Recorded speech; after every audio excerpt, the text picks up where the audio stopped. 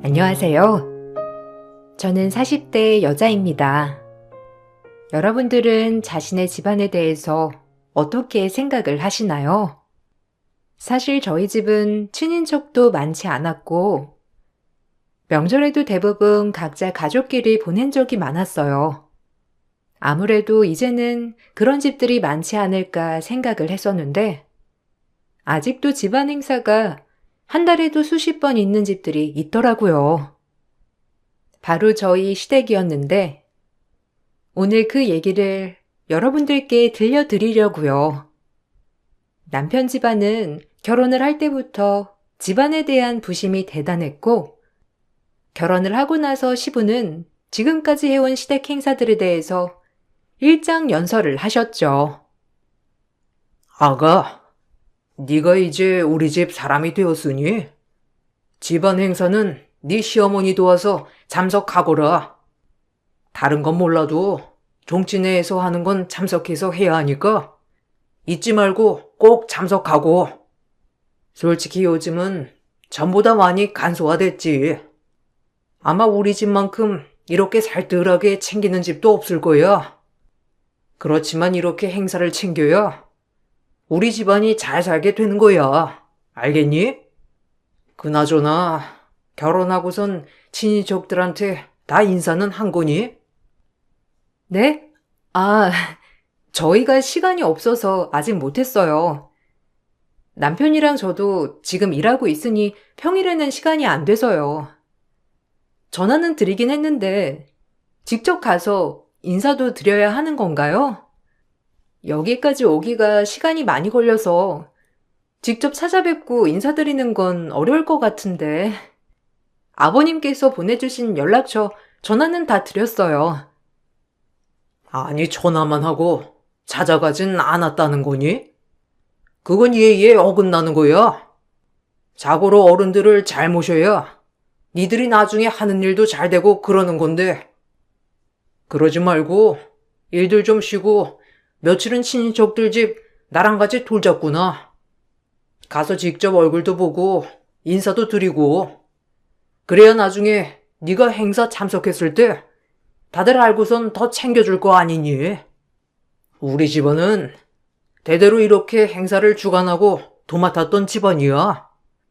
내가 나 혼자 아들이라서 그렇지. 근석이야 근태가 있으니까 니들 둘이서 하면 더 편할 테지. 아버님, 죄송하지만 저희가 일을 빼서 쉬기는 어려울 것 같아요. 전화는 다 드렸고 저희 상황도 다 설명드렸어요. 다음에 집안 행사 있을 때 참석하면서 인사 다시 드리겠다고 말씀도 드렸고, 그러니 너무 노여워하지 마시고 다음에 행사는 꼭 참석해서 인사드릴게요. 처음 결혼을 할 때부터 시부는 집안 행사에 대해서 무엇보다 강조하셨죠.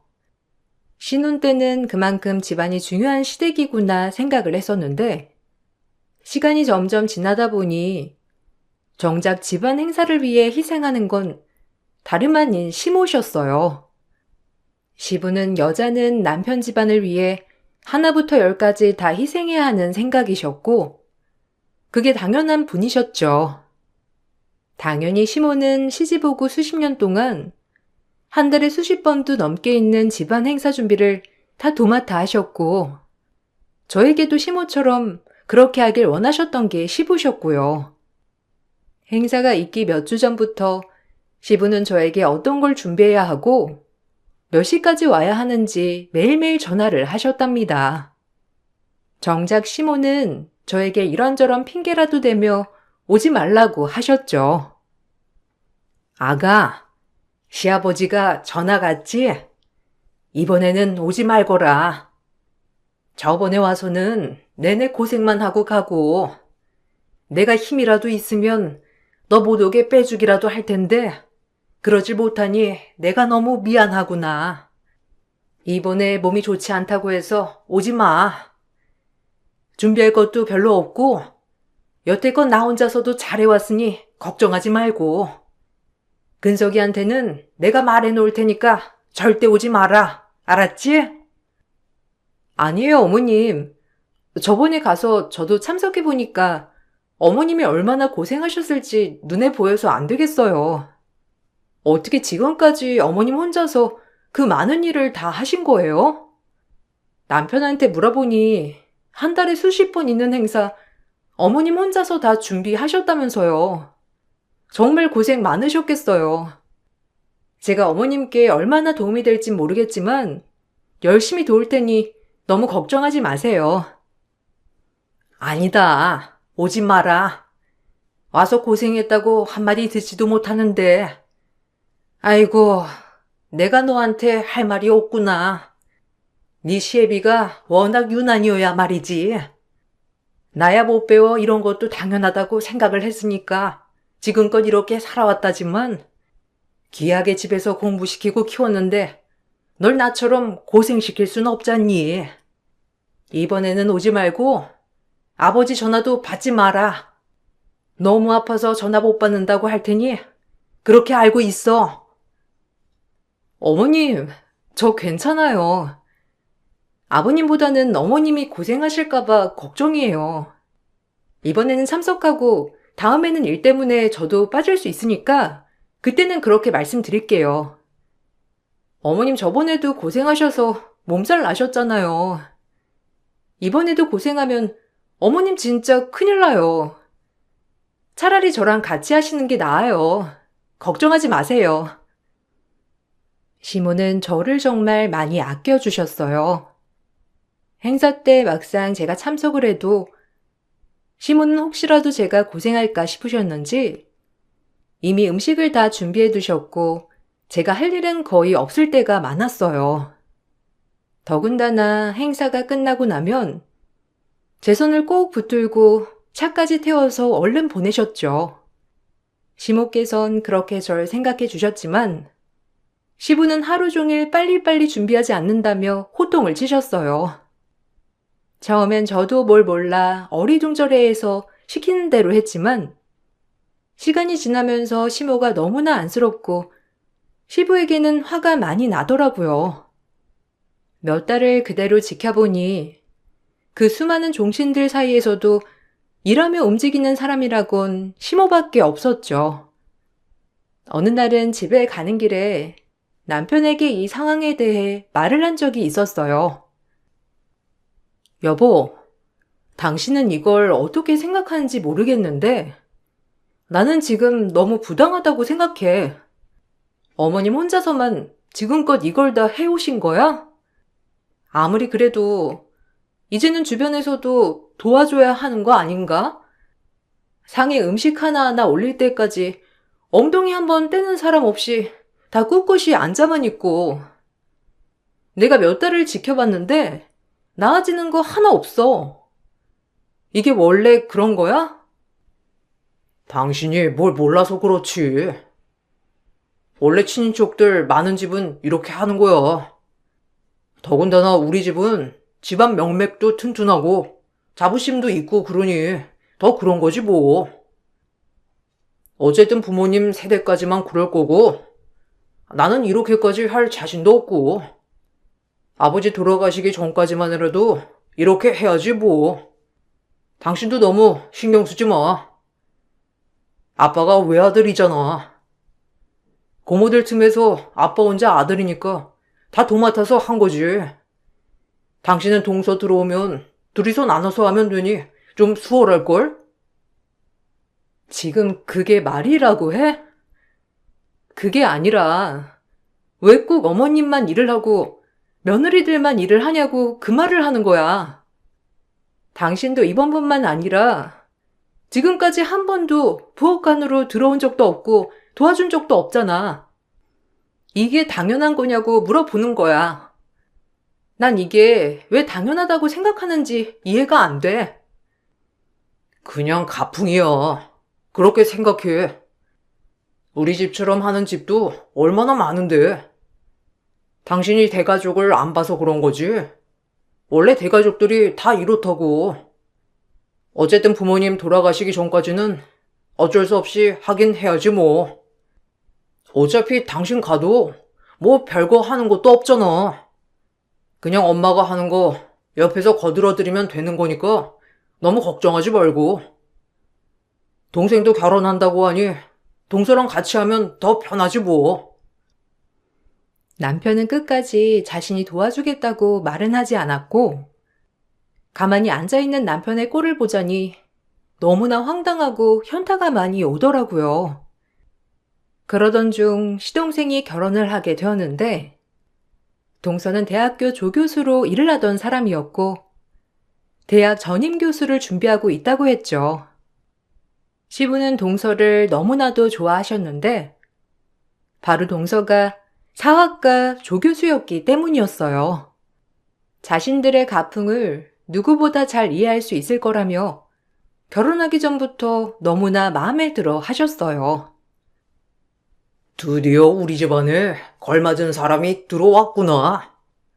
내가 그렇게 노력해서 아들들을 어떻게든 큰 사람으로 만들어 보려고 했지만 자식들이 내 맘같이 돼야 말이지. 그래도 우리 둘째 며느리는 사학과 조교수니 우리 집안에 얼마나 잘 맞는 사람이니? 종친회에서도 우리 둘째 며느리가 들어오는 거에 무척이나 환영하고 있단다. 정말 고맙다. 아버님, 저야말로 영광이죠. 좋은 집안, 뼈대 있는 집안의 며느리가 되어서 저야말로 기뻐요. 근태 씨한테는 집안 역사에 대해서도 많이 들었어요. 아무래도 제가 공부하는 분야가 분야이다 보니 저도 흥미가 가고, 어떻게 딱 이런 탄탄한 집안에 시집을 가다니 인연이 역시 있구나 싶더라고요. 아버님이며 종친회에서 저를 반갑게 맞이해 주시니 저야말로 너무나 기쁠 따름이에요. 역시 우리 둘째 며느리는 겸손하고 훌륭하구나. 우리 집안은 훌륭한 남자들을 보필하는 여자들이 중요해. 다음에 우리 종친회 행사 때 참석해서 많은 얘기 나누자꾸나. 그네야, 가서 다가 좀 내고 놀아. 아직은 작은 애가 집안 살림이 서투니 오늘은 네가 좀 준비하고. 시간 될 때 집안일이며 이것저것 네가 잘 설명을 해주렴. 아유, 아버님, 따로 교육이 필요한가요? 천천히 배우면 되죠. 다른 것보다 아버님께 직접 이런저런 얘기도 듣고 싶은데, 제가 오늘은 급하게 학교에 일이 생겨버려서요. 다음에는 제가 꼭 일찍 와서 다 참석할게요. 처음 봤던 동서는 격식 있고 점잖은 사람이었어요. 고지식했던 아버님과도 말이 잘 통했고, 괜찮은 사람이 들어왔구나 생각을 했죠. 그런데 동서는 그날 이후로 행사에 하나도 참석하지 않았고, 그렇다고 아버님이 찾으시는 것도 아니었죠. 시동생도 오지 않아 남편에게 물어보니 다들 독한 독감에 걸려 아파서 갑작스레 오지 못한 것이라 하더라고요. 나중에 동서 안부를 묻기 위해 전화를 했답니다. 동서, 괜찮아? 안 그래도 아까 전화해 보려고 했는데 오늘 너무 바빠가지고 전화를 못했어. 독감 걸렸다면서 이제 좀 괜찮아? 병원 가면 링거 맞을 수 있다고 하던데 링거는 맞은 거야? 어머님이 엄청 걱정하셨어. 요즘 같은 환절기에 더 조심해야 하는데 이번 독감이 엄청 독하다고 하더라고. 시동생도 같이 걸렸다면서? 어디 다른 곳은 아픈 데 없고? 아, 형님, 괜찮아요. 독감인 줄 알았는데 그냥 감기지 뭐예요? 약 먹으니 괜찮아졌어요. 그나저나 오늘 행사는 좀 바빴죠? 아버님은 별다른 말씀 하지 않으세요? 안 그래도 오늘 전화 드렸더니 아버님은 괜찮다고 괜히 오지 말라고 하시더라고요. 아무래도 어르신들도 많이 계시고 하니까 감기라도 걸려서 가면 안 될 것 같아서요. 그래, 잘했어. 어르신들 많이 계시는데 옮길 수도 있고 하니까 다음에 오면 되지 뭐. 그나저나 아버님이 동서네 집으로 뭐 보내신다고 하시던데? 동서가 움직이기 힘들면 내가 가져다 줄까? 아버님은 내가 가져다 주는 게 좋을 것 같다고 나한테 챙겨줬거든. 아, 그거요? 그냥 안 주셔도 돼요. 저번에 아버님께 선산 이런 거 물어보다가 자료 찾아보고 주신다고 하신 건데 안 받아도 될 것 같아요. 아버님도 참 시대가 어느 때인데 아직까지 종치네 하는 게 참. 그냥 저번에 장단 맞춰드리려고 한 거라서 그 자료 그냥 폐기해 주세요. 다음에도 저는 참석은 안 할 것 같은데 형님은 가실 거죠? 그냥 제가 알아서 핑계대서 안 갈 거니까 그렇게 하시면 될 것 같아요. 솔직히 전 동서가 행사에 참석을 안 한다는 게 그다지 신경은 쓰이지 않았어요. 저야 시모를 조금이라도 도와드리고자 가는 거였고, 저도 얼굴도 모르는 조상과 시댁 집안을 생각해서 가는 건 아니었거든요. 동서도 싫어서 참석을 안 한다는 걸 제가 억지로 오라고 할 수는 없었죠. 그렇지만 동서는 괘씸했어요. 늘 행사가 끝이 나고 나면 어머님은 선물로 들어온 갈비며 과일들을 죄다 꼼꼼히 포장을 하셨어요. 어머님, 이거 다 어디 가져다 주실 거예요? 어머님 고생했다고 보내주신 건데 어머님 많이 드시지. 조금이라도 남겨서 어머님 드세요. 이거 어머님이 드시고 싶으시다고 했던 거 아니에요? 이거 다 보내시려고요? 에이, 어머님, 조금만 보내세요. 어머님 좋아하는 것도 많이 있는데 두고두고 드시지. 어디 이렇게 많이 보내시려고 하는 거예요? 아, 이번에는 음식이 워낙 많이 들어와가지고 좀 나눠서 먹지 뭐. 너 이건 저기 따로 챙겨놨어. 한우갈비 들어왔더라. 이건 나누지 않고 너희 다 가지고 가서 먹어. 저번에 갈비 했던 거 네가 너무 잘 먹어서 이번에 올 때 잔뜩 해줘야지 했는데 너무 정신이 없어가지고 못했어. 가지고 가서 둘이서 나눠 먹어. 알았지? 이건 작은 애네 집에 보내려고. 안 그래도 둘째가 어제 전화 왔더라고. 자기 손을 다쳐가지고 일도 못하고 밥도 죄다 시켜 먹고 있다면서 음식 좀 싸달라고 하길래 좀 싸서 보내려고. 이렇게나 많이요? 아유, 어머님, 이거 직접 가져다 주려고 하셨어요? 어머님 고생이에요. 그냥 놔두시고 저희가 가면서 가져다 줄게요. 아무리 그래도 힘들게 정리했는데 음식까지 포장해 달라고 하다니. 어머님, 그냥 대충 담아만 주세요. 어차피 가는 길에 주고 갈 테니까 꼼꼼하게 안 하셔도 돼요. 그러니? 그래도 가다가 살지도 모르니까. 아이고, 너한테 괜한 부탁하는 거 아닌가 모르겠네. 둘째네 집에 갔다가 가면 집에 가면서 삥 둘러서 가는 거지? 그냥 이거는 내가 가져다 줄 테니까 얼른 너희는 올라가. 이거 신경 쓰지 말고. 오늘 너무 고생 많았다. 내가 가방에 영양제 넣었거든? 올라가면서 하나 먹고 내일도 먹고 그러렴. 다음에는 무리해서 오지 말고. 알았지? 동서는 행사에 참석도 안 하면서 늘 음식을 보내달라고 했죠. 처음에는 손을 다쳤다느니 몸살이 났다느니 해서 정말 아파서 그런가 보다 생각을 했는데 우연히 동서를 마주치고는 그게 거짓말이란 걸 알게 되었어요.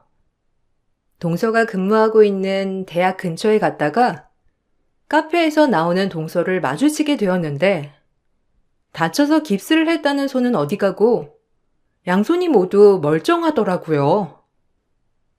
동서, 손 다쳤다고 한 거 아니었어? 몇 주는 깁스해야 한다며. 그래서 어머님 매주마다 반찬 만들어서 보내고 그랬던 거 아니었어? 벌써 깁스 푼 거야? 어머님은 모르시고 계시던데. 어머님한테 얼른 연락드려. 어머님 매번 반찬 10가지 하느라고 고생하시고 계셔. 동서가 손 다쳐가지고 아픈 줄 알고 보약도 지어서 보냈던데 알고 있어? 어머, 형님, 여기는 어쩐 일이세요? 손은 진작에 다 나았죠. 어머님 보약 보내주신 거 저한테는 안 맞는 것 같아서 저희 엄마한테 먹으라고 했어요. 어머님한테는 전화 드려야죠. 근데 뭐 반찬 10개 만들어서 보내는 거 저 먹으라고 보내시는 거겠어요? 다 남편 입맛에 맞는 거 보내시겠지.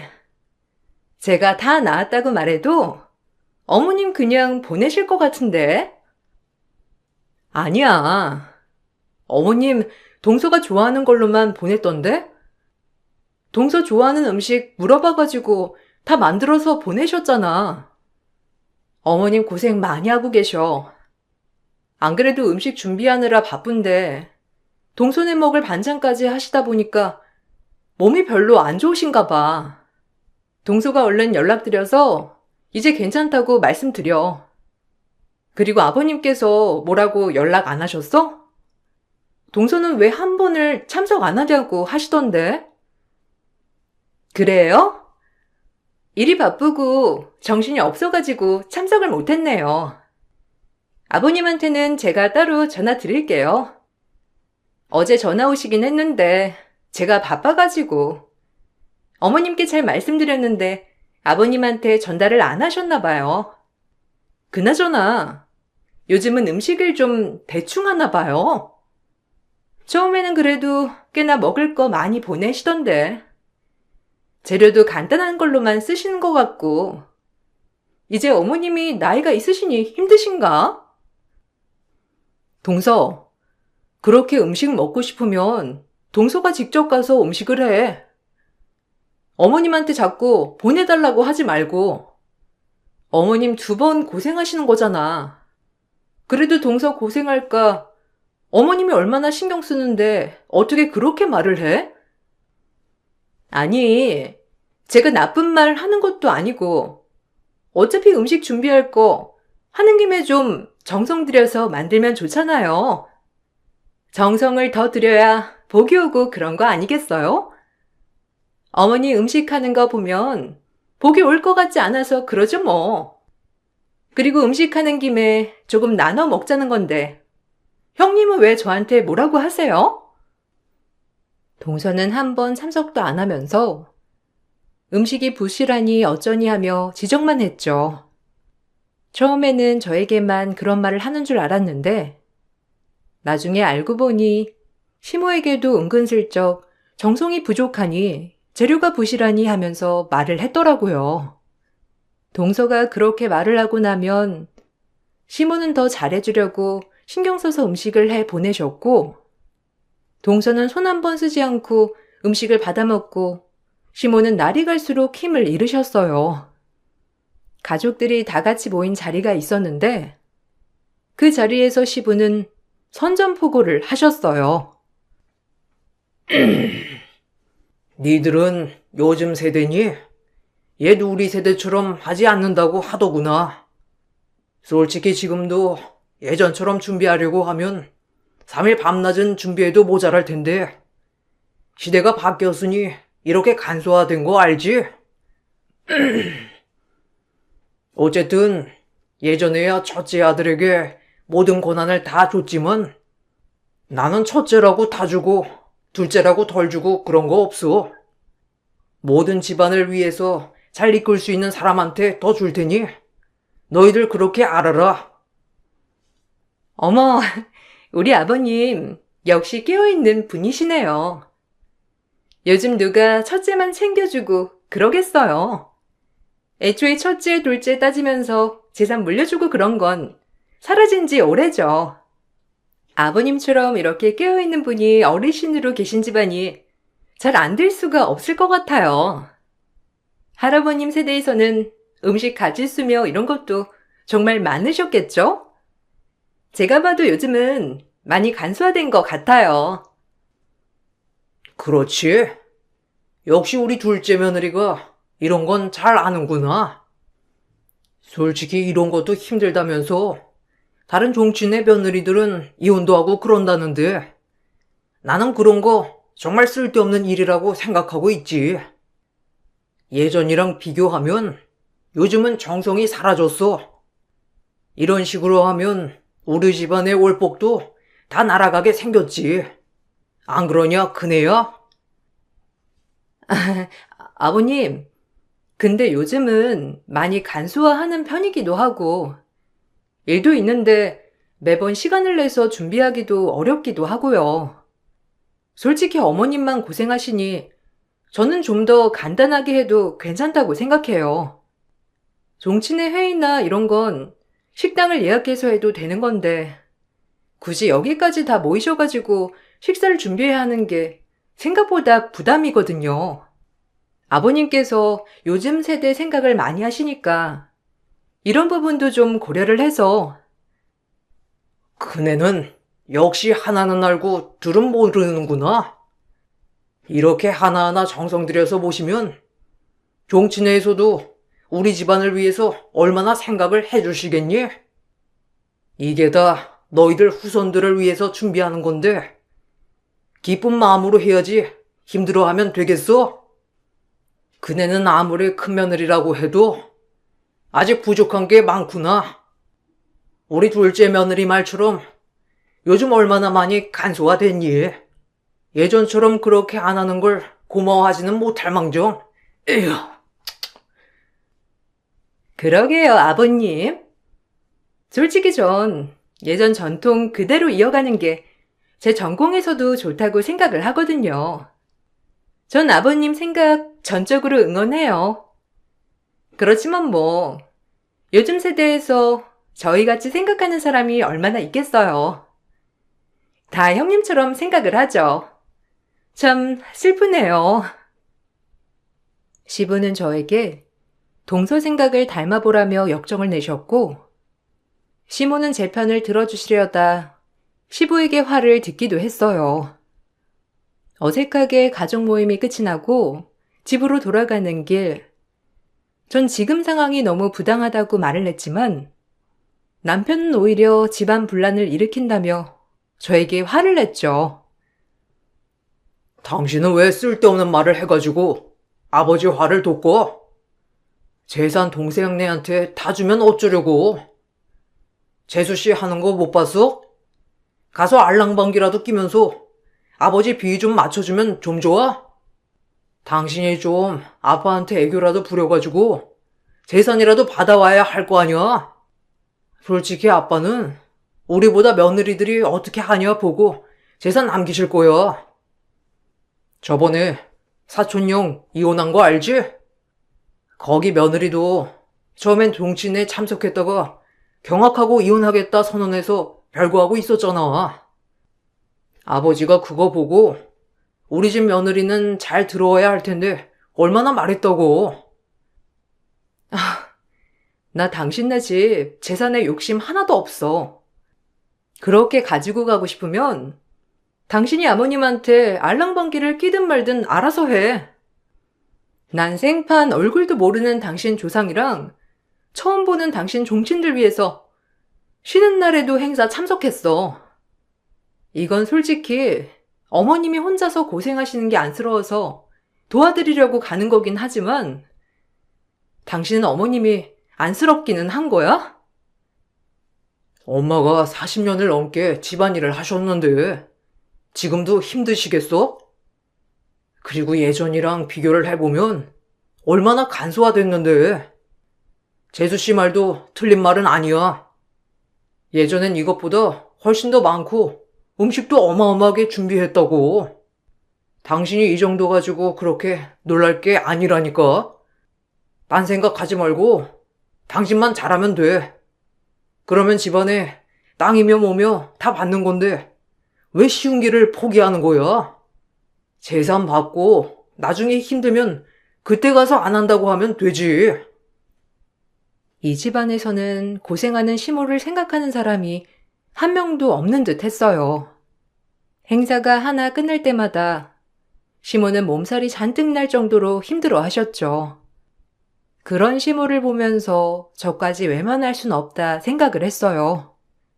내내 시부에게 시모의 수고스러움, 힘듦을 말씀드렸지만 시부는 오히려 제가 가풍을 망친다며 화만 내셨죠. 매번 정성이 부족하다며 나불거리던 동서는 직접 음식을 하러 온 적은 단 한 번도 없었어요. 갑작스럽게 사고가 났다든지 몸이 좋지 않다든지 이런저런 핑계로 참석은 하지 않으면서 음식 맛이 부족하다던가 정성이 부족하다던가 가짓수가 적다던가 온갖 흉계는 다 하고 다녔어요. 시부는 그런 동서의 말에 역시 사학과 교수라 다르다면서 동서를 두둔했어요. 그러던 중 시부께서 시댁 김장을 해야 한다며 저와 동서를 모두 부르셨는데 이번에는 웬일로 동서가 집에 와 있었죠. 배추만 200포기가 넘게 김장을 해야 하는데 저와 동서 시부만 김장을 하게 생겼어요. 근데 본격적으로 김장을 시작하려고 하니 갑자기 동서가 시부를 부르고선 방 안으로 들어가더라고요. 아버님, 저 이번에 대학 전임교수로 발령난 거 아시죠? 이번에 개강하면 전임교수로 첫 수업을 해야 하는데 저희 집안 얘기를 좀 해보려고요. 아무래도 아버님께서 잘 아시지 않을까 싶어가지고 이왕 온 김에 아버님이 좀 설명해 주시면 안 될까요? 제가 며느리긴 하지만 그래도 집안 가장 큰 어르신인 아버님이 잘 아시잖아요. 앉아서 차근차근 설명 좀 해주세요. 아이고, 그렇지. 내가 제일 잘하니 내가 설명을 해줘야지. 일단 그냥 말로 설명하는 것보다 자료 보면서 설명하는 게 더 나을 테니까 잠깐 너는 저기 가서 김장 좀 하고 있거라. 나는 나가가지고 종친들 집에 가서 자료 좀 가지고 올 테니까 갔다 와서 얘기 좀 나누자꾸나. 생각해보니 우리 집안 뼈대가 있는데 교수 며느리가 역사 소개를 한다면 우리 집안도 들어가야지 그럼. 그렇죠, 아버님? 제가 생각해도 저희 집안 얘기를 좀 해야 될 것 같아서요. 아버님 다녀오시면 다시 얘기 나눠요. 저는 어머님이랑 형님이랑 김장 같이 하고 있을게요. 동서는 역사 깊은 집안 운운하면서 시부에게 이것저것 물어봤고 시부는 집안 얘기에 신이 나셨는지 종친들을 찾아가며 자료들을 구하기 시작하셨어요. 그렇게 3일 내내 교수 동서는 이 핑계 저 핑계 대면서 김장은 하지 않았고 시모에게 자기는 힘들어 쉬겠다고 해놓고선 내내 TV만 봤습니다. 시부는 동서가 던진 말에 대답을 해주려고 종친들 집에 왔다 갔다 하느라 낮 시간에 집에 없으니 동서가 뭘 하는지 알 수가 없었죠. 거의 김장이 마무리가 될 쯤에서야 동서는 본인이 마무리를 하겠다며 나섰고 마침 시부가 돌아와 그 모습을 보고선 막내만 일을 시키냐며 오히려 내내 고생한 저와 시모에게 화를 내셨어요. 아니, 어떻게 우리 집안에 며느리가 한 명 더 있고 시어미가 있는데 막내만 이렇게 시키는 거야? 역시 우리 둘째 며느리가 최고구만. 집안에 가장 걸맞은 애가 바로 우리 둘째 며느리지. 이렇게 야무지게 김장까지 척척 해내니 내가 지금 죽어도 여한이 없을 것 같아. 우리 집안에 대해서 애정도 깊고 역시 역사를 소중히 여기는 며느리라 그런지 다르구먼. 아니에요, 아버님. 다 같이 고생했는데 아버님이 저한테만 그러시면 다들 서운하죠. 다들 마음속으로 저희 집안 얼마나 자부심을 느끼시겠어요. 저야 그냥 이렇게 역사 공부하면서 슬슬 알아가는 단계죠 뭐. 아버님께서 그렇게 좋게 봐주시니 저는 너무 기분이 좋네요. 아이고, 아니다. 누가 봐도 너만한 애가 어디 있겠니? 안 그래도 이번에 종친회에서 다음 세대에 물려줄 거 고민을 많이 하고 있던데. 아들이 둘이다 보니 이래저래 고민이 많았거든. 근데 이렇게 똑부러지게 잘하는 며느리가 들어오니 아무래도 결정이 쉽겠구나. 이쯤에서 내가 결단을 내려야 되겠어. 우리 교수 며느리한테 우리 집안 대대로 내려오는 가보를 선사하지. 어머, 아버님, 저 정말 너무 감동이에요. 제가 한 게 뭐가 있다고. 그저 저희 집안을 생각한 거일 뿐인데. 형님, 죄송해요. 제가 이렇게 귀한 가보를 받게 되다니. 유식한 사람은 뭘 해도 되네요, 형님. 시부의 말에 동서는 입이 귀에 걸리게 좋아했고, 아버님은 금빛 보자기에 쌓여있는 상자를 가지고 오셨죠. 그 상자 안에는 여러 종이가 들어 있었는데, 가보를 펼쳐보니 거기에는 날짜들만 잔뜩 적혀 있더라고요. 아버님, 이게 뭐예요? 이게 다 무슨 날짜예요? 여기 할아버님 성함도 보이고, 설마 아버님, 이거 친인척분들 생신이랑 행사, 이런 거 적혀 있는 건 아니죠? 역시 우리 둘째 며느리가 눈치가 빠르구나. 이건 우리 집안 대대로 내려오는 가보야. 나중에 내가 죽으면 아마 여기에 이름을 올리겠지. 매년 새로 작성해 보관해 둬야 하니까 잘 챙기고 있거라. 이걸 받으면 네가 행사 주최를 하는 사람이 되는 거야. 우리 집안에서는 가장 중요한 사람이 된다는 의미지. 둘째 며느리 너라면 우리 둘째 아들 잘 이끌고 잘 치를 거라 생각을 한단다. 네? 행사요? 아버님, 지금 잘못 말씀하신 거죠? 저 이런 거 못해요. 지금까지 바빠서 음식 준비하는 거 참석도 한번 못했는데 어떻게 제가 다 준비를 하겠어요? 여기에 그 날짜 서류밖에 없는 거예요? 다른 뭐 땅 문서라든지 집 문서라든지 이런 건 없는 거예요? 아유, 우리 집안은 그런 거 없어. 아, 그 선산이 있구나. 역시 우리 둘째 며느리가 똑부러지네. 우리 집안 선산이 하나 있는데 거기 공동묘지로 쓰고 있어. 네가 이제는 거기 벌초도 해야 하니 이것저것 신경 써서 준비해보면 되겠구나. 네가 교수직을 하고 있으니까 이런 경험들도 좋은 보탬이 될 거야. 시부가 전달한 가보를 보고선 동서는 경악을 금치 못했어요. 그날 후로 동서는 전화도 받지 않고 집에도 들어오지 않는다고 했고 시부는 무척이나 당황스러워 하셨어요.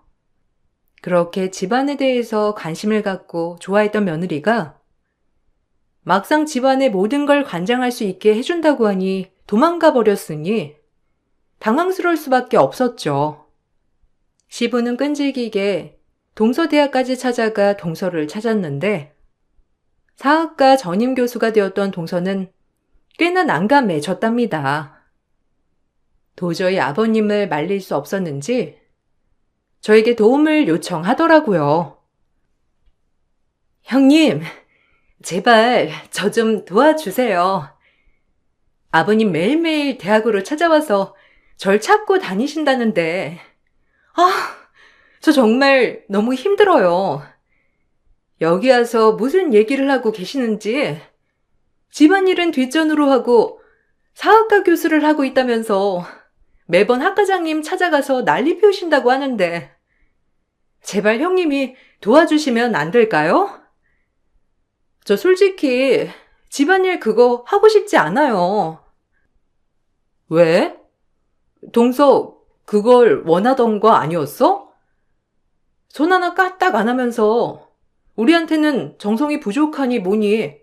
입만 나불거렸던 거 동서잖아. 동서가 직접 하면 더 잘할 수 있으니까 그런 거 아니었어? 근데 왜 지금 와서 하기 싫다고 하는지 나는 이해가 안 되네? 죄송해요. 제가 너무 생각이 짧았어요. 아버님께서 처음에 워낙 집안 행사에 대해서 강조를 하셔가지고 이걸 피할 수 있는 건 그 방법밖에 없다고 생각을 했던 건데 이렇게 일이 커질 줄 몰랐어요. 제발 아버님께 형님이 잘 좀 설명해 주세요.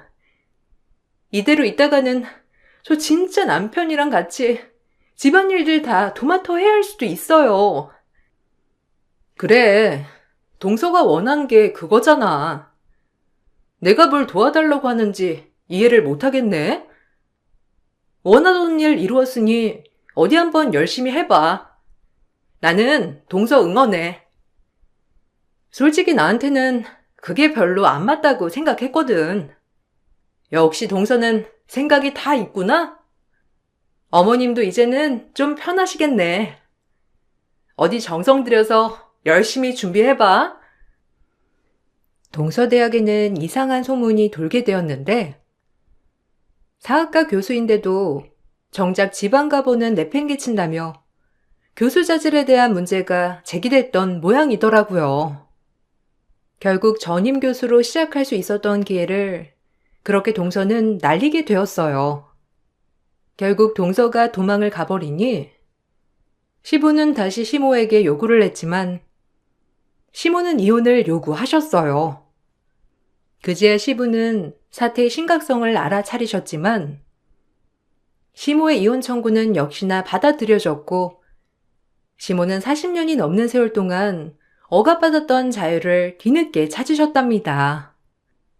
하나밖에 안 남은 며느리를 어떻게든 집안으로 불러들이려고 했는지 시부는 저희 남편에게 압박을 하셨던 모양이었어요.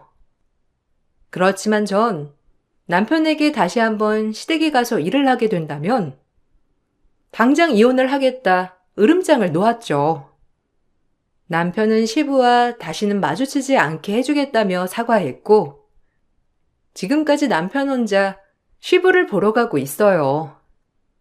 아이러니하게도 시부모님이 이혼하시고 정작 행사를 주관할 사람이 없어지니 그렇게 뼈대 있다던 집안 행사는 모두 없어지게 되었어요. 그 말을 듣고선 참 씁쓸한 생각이 들더라고요. 요즘은 가끔 시모를 만나서 식사를 하곤 하는데 그렇게 힘이 없어 보이셨던 어머님께서 마치 소녀처럼 활기가 생기는 걸 보며 저도 덩달아 너무 기쁘답니다. 잘못된 가풍이 사람을 얼마나 피폐하게 만드는지 알게 되었어요. 여러분들의 집안은 어떠신가요? 아직도 모든 집안일이 여자의 몫이라고 생각하는 집이 많은 걸까요? 여러분들의 얘기도 듣고 싶네요. 제 사연을 들어주셔서 감사드리고 모두들 행복한 하루 보내시길 바랄게요. 안녕하세요. 저는 서울에 살고 있는 30대 중반 여자입니다. 최근에 제가 겪은 일에 대해 사연을 신청할지 말지 고민이 많았었는데요. 또다시 터진 사건이 고민 없이 글을 쓰게 만들었네요. 여러분들께서도 분명 공감해 주실 거라 생각합니다. 우선적으로 남편과 결혼 생활 2년 이후 문제가 하나둘 늘어나기 시작했는데 돈 때문에 엄청난 파장을 불러일으키게 되었고 결국 이혼까지 이어지고 말았습니다. 어느 날 시부모님께서 저희 집에 찾아오셨는데 필터를 거르지 않고 직설적으로 돈을 요구하셔서 많이 당황스러웠던 적이 있었어요. 그리고 그때부터 서로에 대한 감정에 많은 변화가 찾아오게 되었죠. 내가 그동안 제대로 된 거 하나 물으려고 얼마나 오랜 기간 참아왔는지 아니? 온갖 유혹 다 뿌리치고 노른자 땅에 내 집 하나 마련하려고 정말 많은 세월을 인내한 결과 이번에 원하는 아파트 청약에 당첨이 되었단다. 그런데 생각보다 그곳이 너무 과열 지역이다 보니 평당가가 꽤 비싸더라고. 그런데 너도 알다시피 우리 집안이 그렇게 부유한 것도 아니라서 자금이 생각보다 많이 모자랄 것 같더구나. 그래서 말인데 너희 사돈어른께 도움 좀 받을 수 있을까? 대출을 받기에는 솔직히 이자 부담도 있고 너무 아깝잖아. 무이자로 딱 7억 정도 빌려주시면 좋을 것 같은데 어떻게 생각하니? 갑자기요? 가족끼리 그렇게 큰 돈이 오고 가는 건 좀 문제가 있지 않을까요? 차라리 그냥 대출 받으시는 게 좋을 것 같은데. 돈보다 가족이 우선 아니니? 너희 사돈분들 이참에 소도 좀 팔고 자금 마련되면 내가 한번 찾아뵙겠다고 전해드리거라. 장인어른 돈 많으시잖아. 한우 농장도 엄청 크게 하시는데 그 정도 자금은 만들어주실 수 있잖아. 우리가 한두 번 얼굴 볼 사이도 아니고 앞으로 평생 봐야 하는데 7억 때문에 얼굴 붉히면 되겠어? 당신이 옆에서 힘 좀 써봐. 이럴 때 우리 부모님께 점수도 좀 따면 얼마나 좋아? 쓸데없는 이자 나가는 게 얼마나 아까워. 그렇게 해줄 수 있지? 이건 내가 결정할 문제가 아닌 것 같은데. 부모님께서 항상 나한테 하신 말씀이 가족 간의 돈거래는 절대적으로 금기시해야 된다고 하셨거든. 좋았던 관계까지 깨질 수 있다고 하셨어. 그래서 이 문제는 신중하게 생각해 봐야 할 것 같아. 부모님께서도 그렇게 많은 돈을 가지고 계시지 않을 거야. 그리고 내가 부모님께 7억을 빌려달라는 것도 좀 그렇잖아. 그래서 지금 말도 꺼내지 않겠다는 거야? 시도는 해볼 수 있는 거 아니니? 앞으로 천천히 갚아나가면 되는데 뭐가 그렇게 걱정이니? 좋게 웃으면서 얘기할 때 우리 부탁을 들어주는 게 좋을 거다. 이왕 말 나온 김에 사돈분들께 전화해봐라. 시부모님께서는 기대에 찬 눈빛으로 저를 바라보고 계셨어요. 하지만 저는 부모님께 전화를 걸지 않았습니다. 그런데 남편은 얼굴을 붉히면서 왜 전화를 하지 않냐고 다짜고짜 화를 내기 시작했어요. 당연히 이유를 설명했지만 제 입장을 이해해주지 않았습니다. 몇천만 원도 아니고 7억을 빌려달라는 건 그냥 아파트 한 채를 사주는 거나 다름없는데 그걸 저희 부모님께서 들어줄 이유는 없었어요. 제가 전화를 하지 않고 버티기 시작하자 결국 화를 내셨습니다. 지금 뭐 하는 짓이니? 우리가 그 돈을 먹겠다는 것도 아니고 이자 없이 갚겠다는 건데 지금 내 말을 무시하는 거야? 되든 안 되든 일단 전화 한 통 하라니까. 좋게 좋게 얘기하면 대충 알아먹어야지. 앞으로 결혼 생활 힘들어지고 싶은 거니? 장인어른, 잘 지내셨어요? 줘야 잘 지내줘. 이번에 저희 부모님 청약 당첨되신 거 알고 계시죠? 아무래도 그곳이 투자 가치가 높은 편이라 분양가도 상당히 높게 측정이 된 상태거든요.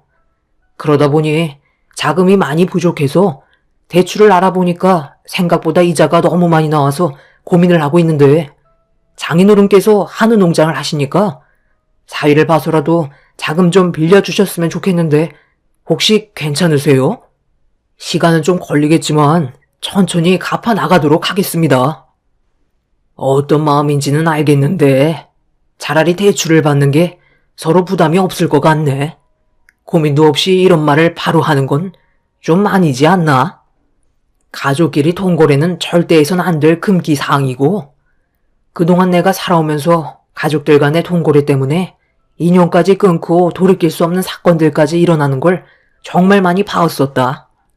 얼마가 됐든 속 편하게 대출받아서 갚아나가는 게 모두를 위한 길이니까 너무 서운하게 생각하지 말고 주말에 얼굴 좀 보게 내 딸이랑 잠깐 내려오도록 하게. 사돈어른, 잠깐만요. 그러니까 지금 저희가 이렇게까지 부탁을 하는데 빌려주지 않겠다는 거예요? 오죽 급했으면 도움을 받겠어요. 돈이야 있다가도 없는 건데 그걸 가지고 서로 얼굴 붉힐 필요는 없잖아요. 그냥 속 시원하게 빌려주시고 앞으로 더욱더 좋은 가족관계 유지하면 되는 거죠. 그러지 말고 저희 좀 도와주세요. 7억만 부탁드립니다. 죄송하지만 돈 문제는 단호할 수밖에 없네요.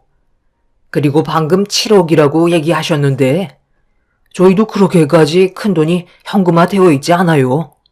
계속 돈 얘기하실 거면 이만 끊도록 하겠습니다.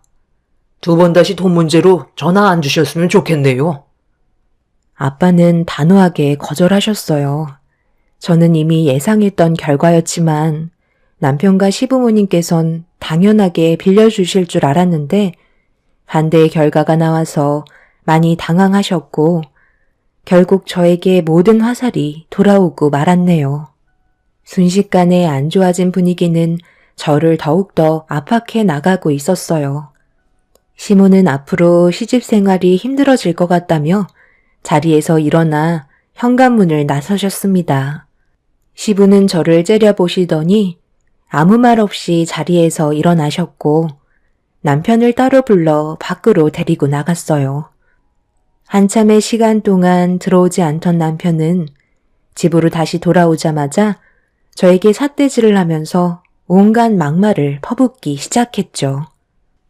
돈이 없으면 내가 말을 안 해. 충분히 얼마의 재산이 있는지 뻔히 알고 있는데 대놓고 우리 가족을 무시해?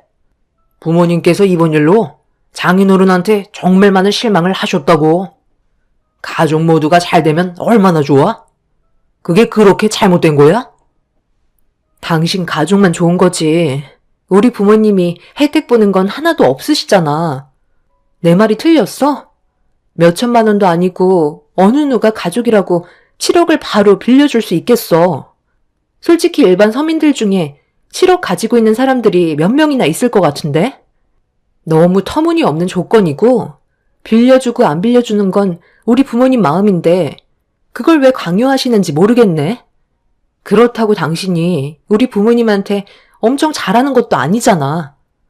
내가 가끔 친정에 갔다 오자고 몇 번이나 부탁하고 얘기해도 듣는 둥 마는 둥 하면서 우리 집안일에 관심이나 가지고 있었어? 아버님 어머님도 솔직히 몸보신하고 싶으실 때 우리 아빠 가게 가셔서는 소고기 왕창 드시고 단 한 번도 직접 결제한 적 없으시잖아.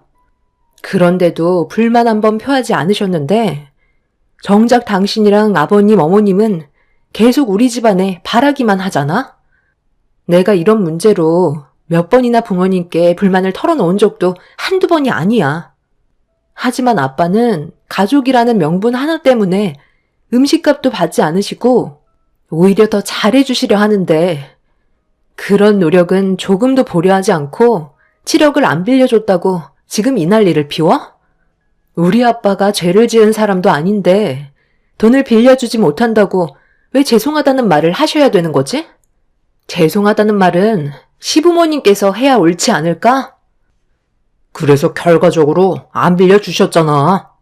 돈 때문에 사람 본성이 나온다더니 우리 가족 잘 챙겨주는 척 하시면서 정작 돈 얘기 나오니까 급하게 끊으시는 거 당신도 옆에서 봤지?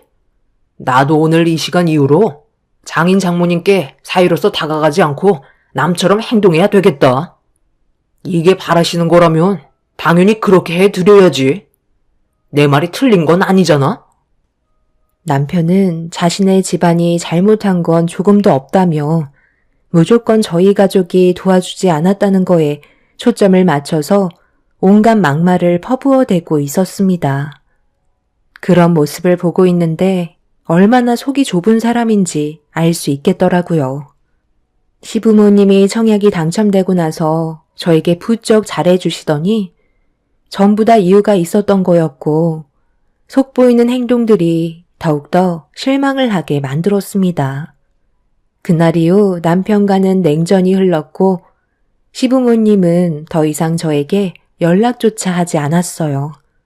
그런다고 변하는 건 하나 없는데 남편은 계속해서 저에게 안 좋은 감정을 표출하고 있었네요. 그렇게 며칠의 시간이 지나고 퇴근하던 날 마감이 늦어져서 좀 늦게 집에 도착을 했는데 짐가방 하나가 현관문 앞에 놓여 있었습니다. 뭔가 싶어 확인을 해보니 제 옷가지들이 가방 안에 들어있더라고요. 무슨 일인지 싶어 현관문을 열고 들어가려 하는데 남편이 비밀번호까지 바꿔놨는지 들어갈 수가 없었고 집 안에서는 시부모님의 목소리까지 들려오고 있었네요.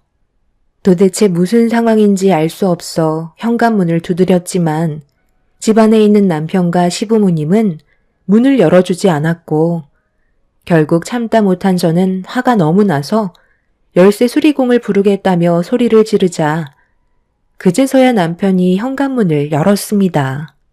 하지만 저를 집 안으로 들여보내진 않더라고요. 뭐 하는 짓이냐고 화를 내면서 남편을 밀치고 들어가려는데 시모가 현관문 앞으로 다가오시더니 한마디 하셨습니다. 이 집은 내 아들 명의로 되어 있는 집인데 누가 출입을 하는 것도 내 아들 마음 아니겠니? 우리가 이런 짓 하는 게 유치하다고 생각할 수 있겠지만 어디까지나 먼저 시작한 사람이 누군데 그래? 들어오고 싶으면 너희 사돈께 얘기 좀 잘 해보던가. 정말 유치하시네요. 이런 식으로 한다고 뭐가 달라질 줄 아세요? 짐까지 싸주셔서 정말 감사합니다. 이대로 가면 되는 거죠? 얻을 게 없는데 뭐하러 너를 데리고 사니? 솔직히 까놓고 얘기해서 돼지 목에 진주를 걸고 있는 거지. 돈도 버는 사람이 벌 줄 안다고 맨날 시골에 박혀서 소나 키우면서 식당을 운영하고 있으니 돈이 불어나겠어? 꼴도 보기 싫으니까 내 앞에서 사라져라. 그렇게까지 말씀해 주시니 제 마음이 확고해지네요. 어떤 마음인지 확실히 알 수 있게 됐으니까 이 사람이랑 정리하도록 하겠습니다. 제가 뭐가 아쉬워서 쫄쫄매야 하는 거죠? 저도 더 이상 미련 없으니까 그만할게요. 너 지금 정말 나랑 이혼하겠다는 거야? 꼭 이렇게까지 해야 되겠어? 나랑 지금까지 결혼 생활했던 게 한순간에 무너지는 거라고. 우리가 연애하고 결혼 생활한 게 몇 년인데 너는 그런 시간들이 아무것도 아니었다는 거야? 지금 당신이랑 아버님, 어머님께서 하시는 행동들이 상식적으로 이해가 되겠니? 누가 잘못을 했는지 뻔히 아는 내용인데 나한테 하는 행동을 봐봐. 돈을 빌려주지 않는다고 가방에 짐을 싸서 밖으로 내놓고 현관문 비밀번호까지 바꿨는데 나보고 이혼하는 게 아무렇지도 않냐고? 누구보다 실망한 사람이 나야. 조만간 법원에서 만나도록 하자. 잠깐 기다려봐라. 우리가 왜 이렇게까지 했겠어? 가족이라고 생각했었는데 너무 단호하게 거절을 하니까 그런 점들이 서운하게 다가와서 그러는 건데 좀 이해해주면 안 되니? 일단 들어와서 다시 얘기하는 게 좋을 것 같은데. 저는 더 이상 대화 자체를 섞고 싶지 않아 집 밖으로 내놓은 제 짐을 가지고 건물 밖으로 나왔습니다. 자신들이 원하는 방향대로 들어주지 않는다고 상식 밖의 행동을 보인 시부모님과 남편에게 너무 큰 실망을 내서 차라리 이혼하는 게 좋을 것 같다고 판단을 하게 되었죠.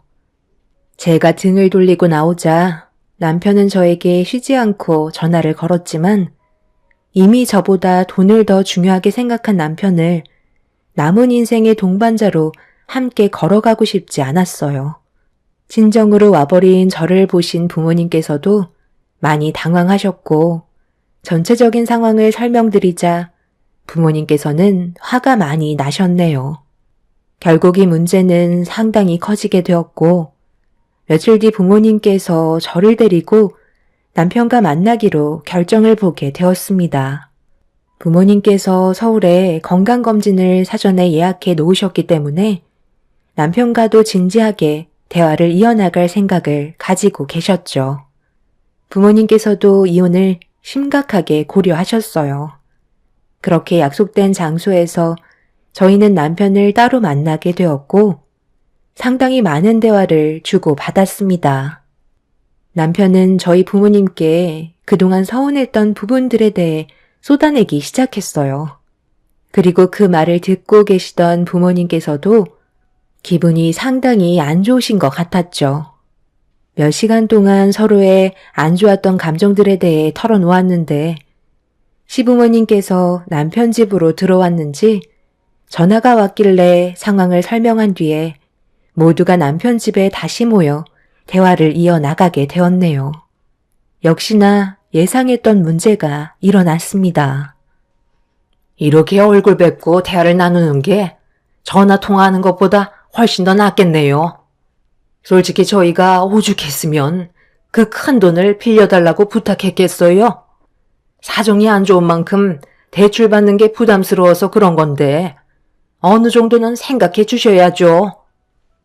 도대체 저희 집안을 어떻게 보셨는지 모르겠지만 저희 집안도 재산이 그렇게 많지 않습니다. 7억이라는 돈을 빌려드릴 만큼 여유가 있지 않은데 무작정 달라고만 얘기하시면 저희 입장에서도 많이 당황스럽고 서운하죠. 그리고 그곳이 투자 가치가 높다는 건 잘 알겠는데 그것도 어느 정도 자금이 뒷바탕이 돼야 하지 않을까요? 돈도 없이 무작정 청약이 1순위에 도달한다고 해서 아무런 계획 없이 넣었다가 당첨이 돼서 지금 상당히 힘든 상황을 겪고 계시잖아요. 미리부터 철저하게 준비를 하셨다면 저희한테까지 손을 벌릴 필요는 없으셨겠죠. 어찌됐든 제 딸이 받은 상처에 대해서는 진지하게 사과를 하시는 게 좋을 것 같네요. 이혼을 하더라도 정리할 건 깔끔히 정리하고 끝내야 되지 않겠습니까? 시부모님의 표정은 상당히 좋지 않았어요. 저희 가족한테 상처되는 말과 행동들에 대해 사과를 하라는 건데 상당히 안이 꽂게 바라보고 있었습니다.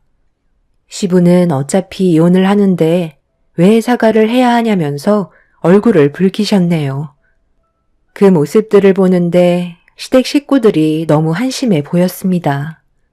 어떻게든 청약 당첨된 아파트 하나 잡아서 상당히 좋은 수익을 내려낸 욕심이 너무 보였고 집안 사정 고려하지 않고 무작정 달려든 모습들이 가족 간의 불화를 더 크게 만들고 말았네요. 아무것도 해결이 되지 않은 상태로 이혼을 결정하게 되었고 시부모님께서는 저희 가족과 더 이상 대화를 이어나가고 싶지 않다며 먼저 댁으로 돌아가셨습니다. 저도 방에 있는 짐을 챙겨서 나가려고 준비하고 있는데 남편이 방으로 들어오더니 갑자기 제 어깨를 잡으며 돌려 세웠어요. 그리곤 저를 보며 건넨 한마디에 더 이상 미련조차 남아있지 않게 되었죠. 당신 지금 뭐 하는 거야? 여기서 자고 갈 건 아니지? 장인 장모님까지 함께 주무실 생각이면 나는 곤란한데. 아까 엘리베이터 탈 때 봤지? 장인 장모님 몸에서 죽사 냄새가 올라오니까 여기 아파트 입주민이 인상을 찌푸리고 있었잖아. 솔직히 지금 집안에 축사 냄새가 진동을 하고 있다고. 괜히 쓸데없는 소문 퍼져서 집값 떨어질 수도 있으니까. 여기 근처에 숙박업소 싸고 좋은 데 많거든. 저기 골목으로 들어가다 보면 여인숙 있어. 외국인 노동자들이나 노숙자들 숙박하는 곳인데 어차피 다음날 검진 받으러 병원에 가신다며. 그럼 대충 눈만 붙이면 되는 거잖아. 1인당 2만 원 정도 한다니까 당신까지 합쳐서 6만 원이면 되겠네. 이 집을 팔아서 우리 부모님 아파트에 넣을 거거든. 어차피 이 아파트는 내 거니까 알아서 해도 되는 거잖아. 내 말 무슨 뜻인지 알아들었으면 이제 그만 나가줬으면 좋겠어. 당신 짐도 빠른 시일 내에 빼줄 수 있지? 내가 당신처럼 쓰레기 같은 놈이랑 여태껏까지 살았다는 게 너무 끔찍하다. 우리가 언제 당신 집에서 자겠다고 했어? 그런 말 하지도 않았는데 우리 부모님을 여인숙으로 모시라고? 아무리 이혼을 앞두고 남이 될 거라곤 하지만 기본적으로 도리는 해야지. 우리한테 그동안 얻어먹은 것들만 해도 금전적으로 따지고 들면 얼마나 많은데 몸도 안 좋으신 우리 부모님을 2만 원짜리 여인숙에 모시라고? 이혼하는 순간 2번 다시 얼굴 볼 일 없었으면 좋겠다. 남편에게 너무 큰 충격을 받은 저는 더 이상 할 말이 없었어요. 아무리 이혼을 한다 해도 2만 원짜리 여인숙이 있다면서 그곳에서 자라는 게 말이 된다고 생각하시나요? 어차피 남편과 한 공간에서 잠을 청할 생각도 없었지만 부모님 몸에서 축사 냄새가 난다고 집값 떨어질 걱정을 하는 남편의 모습에 너무 정 떨어졌었네요. 결국 저희가 돈을 해주지 않으니 이혼을 결정한 건 자기 부모님 청약 당첨된 아파트 중도금 내려고 집을 처분하려는 걸 확실하게 알 수 있었습니다. 대출은 받고 싶지 않고 돈은 마련해야 되는데 당장 돈이 나올 곳이 없으니 자기 아들 집이라도 빼서 넣고 싶었던 거겠죠. 그만큼 시부모가 당첨된 아파트는 투자 가치가 높게 측정이 되어 있었으니까요. 결국 자신들의 이득을 취하기 위해 멋대로 결정하고 막 나가는 모습들이 치가 떨릴 정도로 싫어지게 만들었습니다. 저는 결국 남편과 이혼을 하게 되었고 2번 다시 마주치지 않길 바랐어요. 남이 됐으니 엮일 일도 없을 거라 생각했었어요. 그렇게 몇 년이 지나고 저희 가족에게도 많은 변화가 있었는데 부모님께서 새로 생긴 주상복합 아파트 용지에 고깃집을 오픈 준비를 하게 되셨고 함께 일할 직원을 뽑기 위해 면접을 보고 있었습니다. 그런데 주방에서 저와 엄마가 식기를 정리하고 있던 사이 밖에서 아빠의 목소리가 상당히 안 좋게 들려왔어요. 그래서 무슨 일인지 확인하기 위해 엄마와 함께 주방에서 나온 순간 절대로 얼굴을 보고 싶지 않던 전 남편이 저희 앞에 떡하니 나타났습니다. 전혀 예상하지 못한 일이라 엄마와 저는 전 남편을 보고만 있었네요. 혹시나 해서 와봤는데 정말 아버님이 여기에서 식당 오픈 준비를 하고 계실지 몰랐습니다. 사람은 인연이라는 게 확실히 있는 것 같아요. 저희가 이렇게 만나게 될 줄 알았겠어요? 마침 잘 됐네요. 저도 지금 일자리를 구하고 있었거든요. 당신이 일자리를 구하는 게 우리와 무슨 상관이지? 설마 우리 식당에서 일할 생각은 아니지? 그 난리를 쳐놓고 이혼까지 했는데 무슨 염치를 우리 부모님 밑에서 일을 하겠다는 거야? 그럴 이유 전혀 없으니까 그만 나가줬으면 좋겠어. 우리 집안 사정이 너무 안 좋아져서 지금 상당히 많은 빚에 시달리고 있거든. 돈을 빌려달라는 것도 아니고 일을 시켜달라는 건데 이 정도는 해줄 수 있는 거잖아. 그래도 몇 년 전까지만 해도 나는 당신 집안의 사위이자 남편이었다고. 아버님, 한 번만 부탁드릴게요. 제가 지금 근무하던 곳에서도 퇴사 처리되는 바람에 일자리를 구할 곳이 없거든요. 밀린 대출 이자랑 원금을 갚아나가야 하는데 계획했던 것처럼 마음대로 되지 않네요. 저희 부모님께서 빚 좀 갚아보겠다고 청소일을 하게 되셨는데 계단 물 청소를 하다가 미끄러져서 2분 다 구르셨거든요. 그래서 지금 집에 누워 계신 상태세요. 무리하게 입주는 했는데 앞날이 걱정이네요.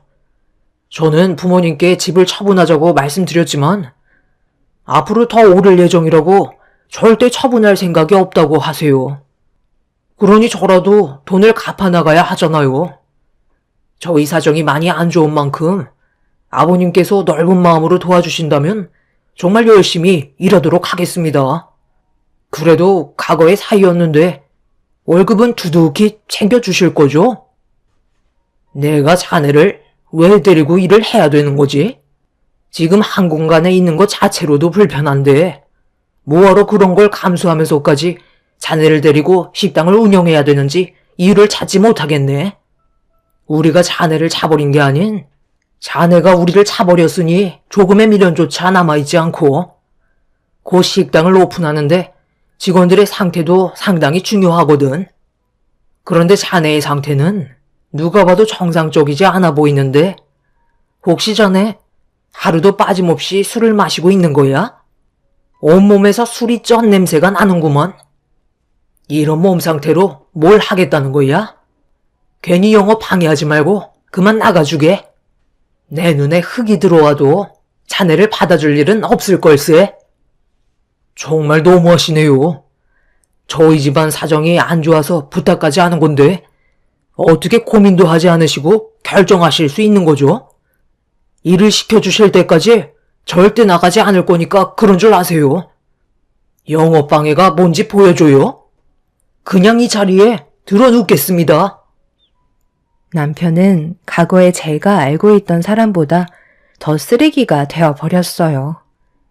부모님께서는 이미 폐인이 되어버린 남편을 보고 한숨을 내쉬면서 경찰에 영업방해죄로 신고를 하게 되었습니다. 남편은 결국 난리를 치다가 경찰에게 연행이 되었지만 문제는 다음 날엔 전 시부모와 함께 저희 식당을 찾아왔네요. 시모는 휠체어에 타고 있었고 시부는 허리에 복대를 한 채 목발에 의지해선 힘겹게 식당 문을 열고 들어왔습니다. 정신없이 오픈 준비를 하고 있는데 그 사람들 때문에 저희가 계속해서 피해를 보게 되자 아빠는 화가 머리끝까지 올라와 버리셨어요. 돈 날 곳이라고 생각한 그 사람들은 빈대처럼 붙어서는 절대 떨어질 생각을 하지 않았습니다. 결국 식당에서 한바탕 난리가 나게 되었고 경찰의 도움으로 겨우 상황을 마무리 지었지만 그 사람들은 조만간 또다시 찾아오겠다며 저희를 괴롭히려 하고 있네요. 경찰에게 접근 금지 신청을 하게 되었고 건물을 관리하고 계신 경비 아저씨께 부탁을 해서 그 사람들을 절대로 들어오지 못하게 막아놓은 상태입니다. 자기 기준에 맞지 않는 집에 들어가 유지조차 하지 못하면서 끝까지 잡고 늘어지고 있는 모습을 보고 있는데 너무 무식한 것 같네요. 지금 현재 저희 식당은 오픈을 한 상태이고 문제없이 장사가 잘 되고 있지만 그 사람들 때문에 매일 신경을 쓰고 있습니다. 며칠 전에는 저희 건물 앞에서 경비가 막아서자 한바탕 난리가 난 적이 있었어요. 괜히 저희 때문에 경비분들이 고생을 하시는 것 같아 식당에 초대해서 음식을 대접해 드렸었네요. 앞으로 계속 이런 식으로 살아야 되는 건지 걱정이에요. 경비분께서 하신 말을 들어보면 빚을 감당할 수 없어서 집을 어쩔 수 없이 처분해야 될 상황이라고 하네요. 하루빨리 그 사람들이 저희 눈앞에 사라졌으면 좋겠습니다. 돈 때문에 이렇게까지 될 줄 꿈에도 상상 못했어요. 제 사연 들어주신 분들께서도 돈 때문에 가족과의 관계에 금이 간 적이 있으신가요? 사람의 관계는 한 치 앞도 모르는 것 같아요. 저희 가족이 앞으로 어떻게 하면 좋을지 현명한 답변 부탁드립니다.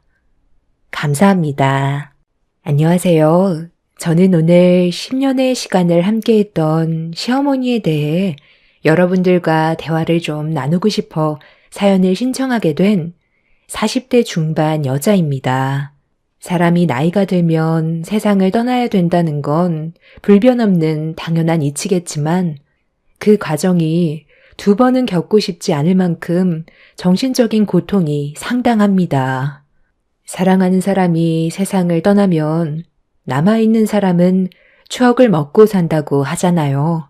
저 또한 시모가 떠나고 난 이후 지금까지 함께했던 좋은 추억들을 떠올리며 쳇바퀴처럼 반복되는 현실 속에 열심히 살아가고 있습니다.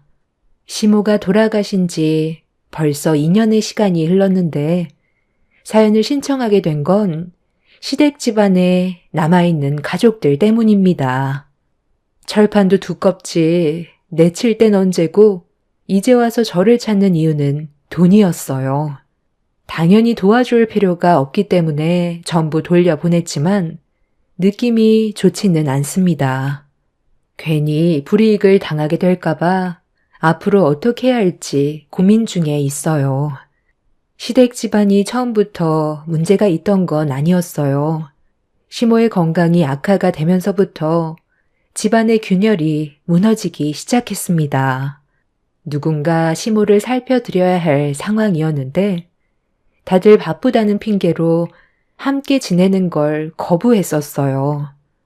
장남인 남편이 싫다고 하자 밑에 줄줄이 둘째, 셋째 신우 또한 시모를 받아주려 하지 않았습니다. 집안의 가장인 남편이 당연히 시모를 보살펴 드려야 하는 게 맞는 건데 함께 지내는 게 불편하다는 이유로 신우들한테 떠밀듯 시모를 보내려 하고 있었습니다. 그래서 남편의 행동을 이해할 수 없어 한마디 할 수밖에 없었어요. 당신이 뭔 상관이야? 괜히 쓸데없이 나서지 말고 가만히 있어. 이게 지금 얼마나 피곤한 일인지 알아? 동생들이 알아서 하게 놔두면 된다니까. 어떻게 모른 척 할 수가 있어. 어머님이 어떤 상태인지 뻔히 알면서 지금 그런 말이 나와? 췌장암에 암세포가 간에까지 전이가 된 상황인데 걱정도 안 되는 거냐고. 곧 병원 치료 받을 건데 우리 집에 있을 필요는 없잖아. 병실 입원할 때까지 동생들한테 봐달라고 했으니까 걱정 안 해도 된다니까. 당신 5년 전에 아버님 돌아가셨을 때 뭐라고 그랬어? 어머님 몸 건강히 잘 보살펴 드린다고 걱정하지 말라면서 약속하지 않았어? 아버님은 당신을 믿고 편하게 눈을 감으셨는데 지금 하는 짓을 봐봐. 집안의 장남이라는 사람이 금전적으로 도움이 필요할 때만 어머님한테 찾아가서 돈만 뜯어냈지. 건강은 어떠신지 조금도 관심 가지려 하지 않았잖아. 어머님이 여태 얼마나 애지중지 손주들까지 돌봐주셨어. 그거 알면 이렇게 냉정하게 못하지. 남편은 본인이 뭘 잘못하고 있는지 전혀 인지하지 못하고 있길래 따끔하게 한마디 했는데 그걸 듣기 싫다며 저에게도 상처되는 말을 거침없이 뱉어댔어요. 결국 그날 서로는 좋지 않은 감정으로 대화가 끝이 났고 남편의 강압으로 인해 시모는 입원하기 며칠간 신우들이 모시는 걸로 결정을 하게 되었습니다. 그렇게 신우들의 집에서 번갈아 지내다가 입원할 병원을 결정해 치료를 받기 위해 병실로 옮기게 되었는데 이번엔 또 다른 문제가 서로의 신경을 건드렸어요. 오빠가 엄마한테 받아간 재산이 제일 많잖아. 그러니까 오빠가 대신 병원비 좀 납부해주면 안 되는 거야? 알아보니까 엄마가 가진 돈 전부 오빠가 가져갔다면서? 며칠간 우리 집 제공해줬을 때 도와준 거 하나 없으면 이번만큼은 오빠가 나서줘야지. 여유가 있는 사람이 해야 되는 게 당연한 거라고. 내가 가장이니까 많이 받는 건 당연한 거지. 그리고 지금 상당히 어이없는 게 뭔 줄 알아? 네가 나한테 꼭 한 푼도 안 받은 사람처럼 말한다는 거야. 재산 나눠 가질 때 누가 제일 심하게 난리를 쳤더라. 네가 어떻게 해서든 좀 더 많이 가져가려고 한바탕 설한을 피웠었잖아. 그때 기억 안 나? 아버지는 너희들 재산 똑같이 나눠주려 했는데 네가 둘째라고 좀 더 가져가야 한다며 아버지한테 온갖 상처 다 준 뒤 귀엽고 좀 더 뜯어가지 않았어? 받을 만큼 받아갔으면 군소리 하지 말고 어머니 임종날까지 옆이나 지켜줘. 나 이번에 개업한 식당에 모든 걸 다 걸었던 거 알고 있지? 망하게 된다면 길거리 나앉게 된다고. 차라리 오빠 식당 망했으면 좋겠네. 말만 장남이지. 집안을 위해서 하는 거 하나 없잖아. 그러니까 당연히 망해야지. 도와주지 않을 거면 나타나지도 마. 네가 원한다면 그렇게 해줄 수 있어.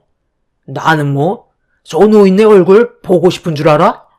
나아준 분이니까 그래도 할 도리 하려고 자리 지키고 있는 거야. 당신 정말 정신 나갔어? 나중에 후회할 일 만들고 싶어? 좀 작게 얘기해. 어머님 다 들으시겠다고. 이번엔 당신 양보해서 병원비 좀 더 내드려.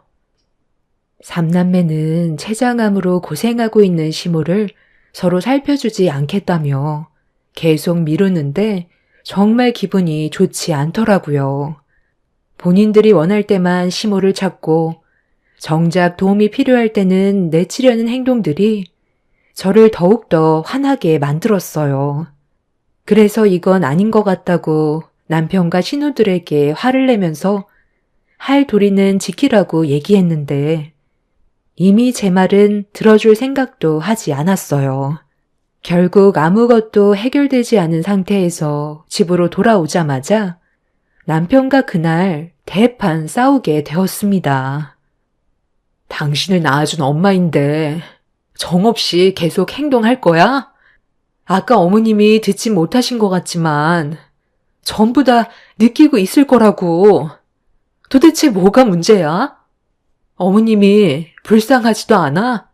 그래도 자식들이라고 도움이 필요하다며 손 내밀었을 때 조금이라도 고민한 적 있으셨어? 간이며 쓸개며 전부 다 빼주셨는데 정작 당신은 한다는 소리가 귀찮고 힘들어서 돈 많이 나가니까 낳아주신 엄마를 버려버리겠다고? 나중에 우리 아들이 당신 몸에 병이 들어서 누워만 있고 도움이 필요할 때 모른 척하면 기분이 어떻겠어? 반대로 생각해 보라고. 이런 식으로 행동하는 거 안 보는 것 같아도 다 보고 배운다고. 그래서 뭐 어쩌라는 거야? 내가 싫고 동생들도 싫다잖아. 그럼 당신이 옆에서 살펴주던지. 나는 더는 볼 필요 없어. 가진 게 있어야 부모인 거지. 이제 빈 껍데기밖에 안 남았는데 더 이상 받아먹을 것도 없잖아. 돈 그거 얼마 되지도 않는 거 나눠주면 뭐해? 병 걸려서 살아보겠다고 입원해 버리면 다시 우리한테 준 돈 토해내라는 거잖아. 췌장암 진단 받았을 때 내 가슴이 철렁 내려앉더라. 엄마가 아파서 걱정이 되는 게 아닌 앞으로 돈 나갈 생각하니까 그것 때문에 짜증이 올라왔었다고. 그래서 내가 보험 하나 들어두라는 거 그 돈도 아끼겠다고 했다가 결국 이거 봐봐. 내 말 안 들어서 큰돈 나가게 생겼는데 속이 안 터지겠어? 나는 일절 냉전 한 푼 도와줄 생각 조금도 없으니까 더 이상 쓸데없는 얘기 하지 마. 식당 오픈해서 바빠 죽겠는데 나보고 엄마 병수발까지 들라고? 나중에 후회하지 마. 어머님 세상 떠나고 나면 보고 싶어도 더는 얼굴 볼 수 없어. 우리 가족한테 얼마나 잘해주셨는데 당신이 이러는 거 죄를 짓는 거라고. 네가 못해드리는 거 생각나서 그러는 거 아니야? 장인 장모님 한날 한시에 세상 떠나서 더는 얼굴 볼 수도 없으니까 그것 때문에 나한테 그러는 거 아니냐고. 남편은 제가 어떤 아픔을 겪고 있는지 알면서 절대는 해선 안 될 말을 입 밖으로 꺼냈어요.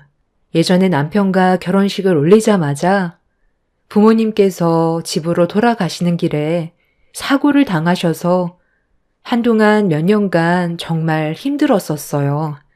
마음의 준비도 없이 너무 갑작스럽게 세상을 떠나시는 바람에 충격에서 벗어나지 못하고 있었는데 그때 당시 제 아픔을 어루만져 주신 분이 시부모님이셨어요. 잘해드린 건 하나도 생각이 안 나고 못해드린 것만 머릿속에 남아 힘겨워하고 있었을 때 제 옆에서 위로를 해주신 시부모님 덕분에 겨우 이겨낼 수 있었습니다.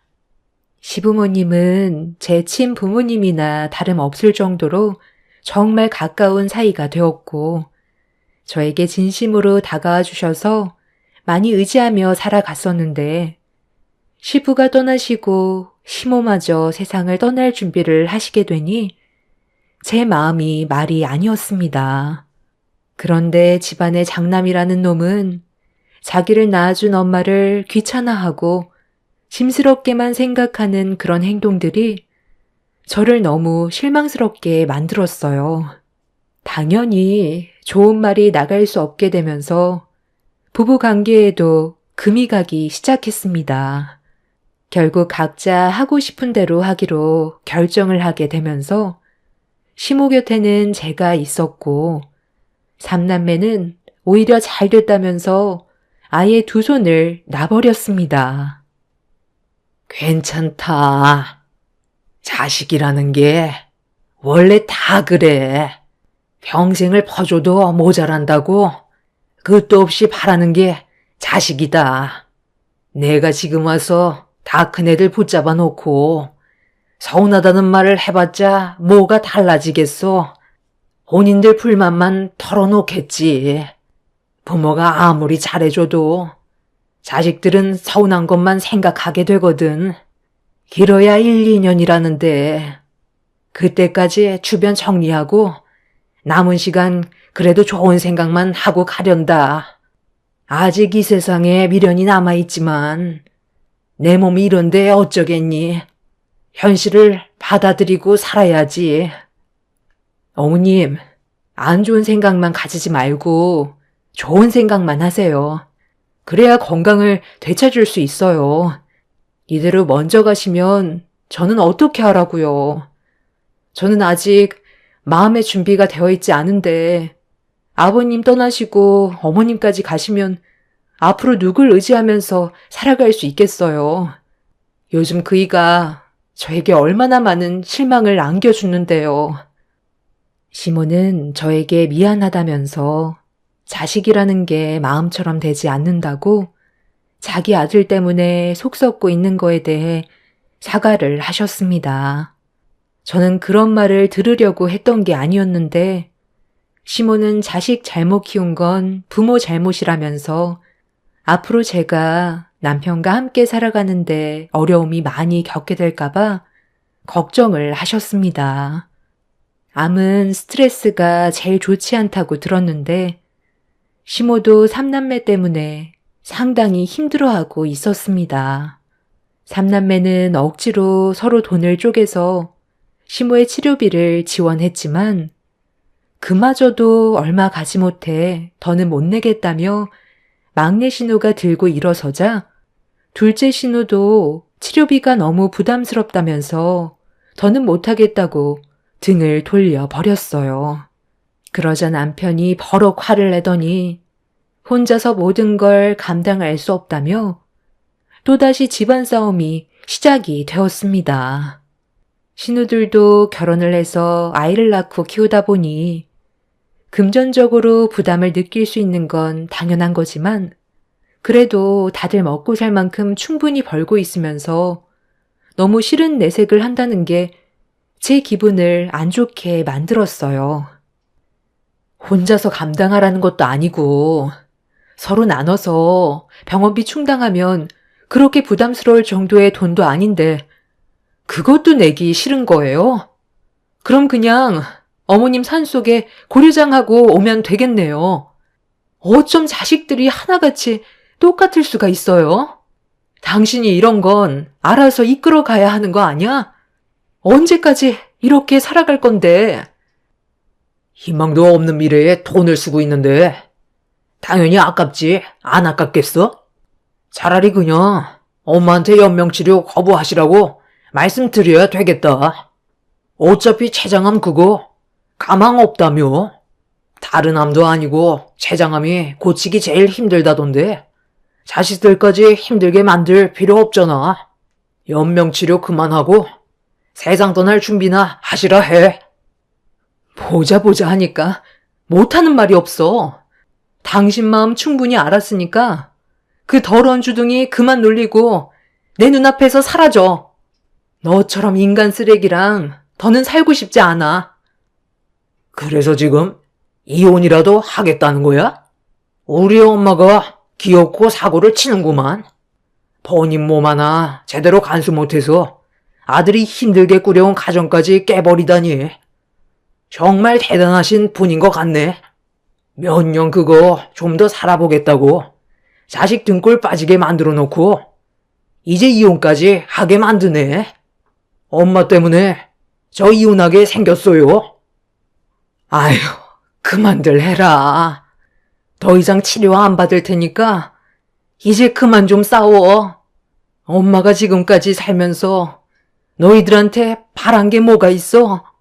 해달라는 거 다 해주면서 너희 아버지랑 악착같이 살아왔었고 행복하게 살아보려고 발버둥 쳤는데 서로 의지하지 않고 싸우는 모습만 보고 있으니 너희들을 괜히 낳은 것 같아 너무 후회스럽다.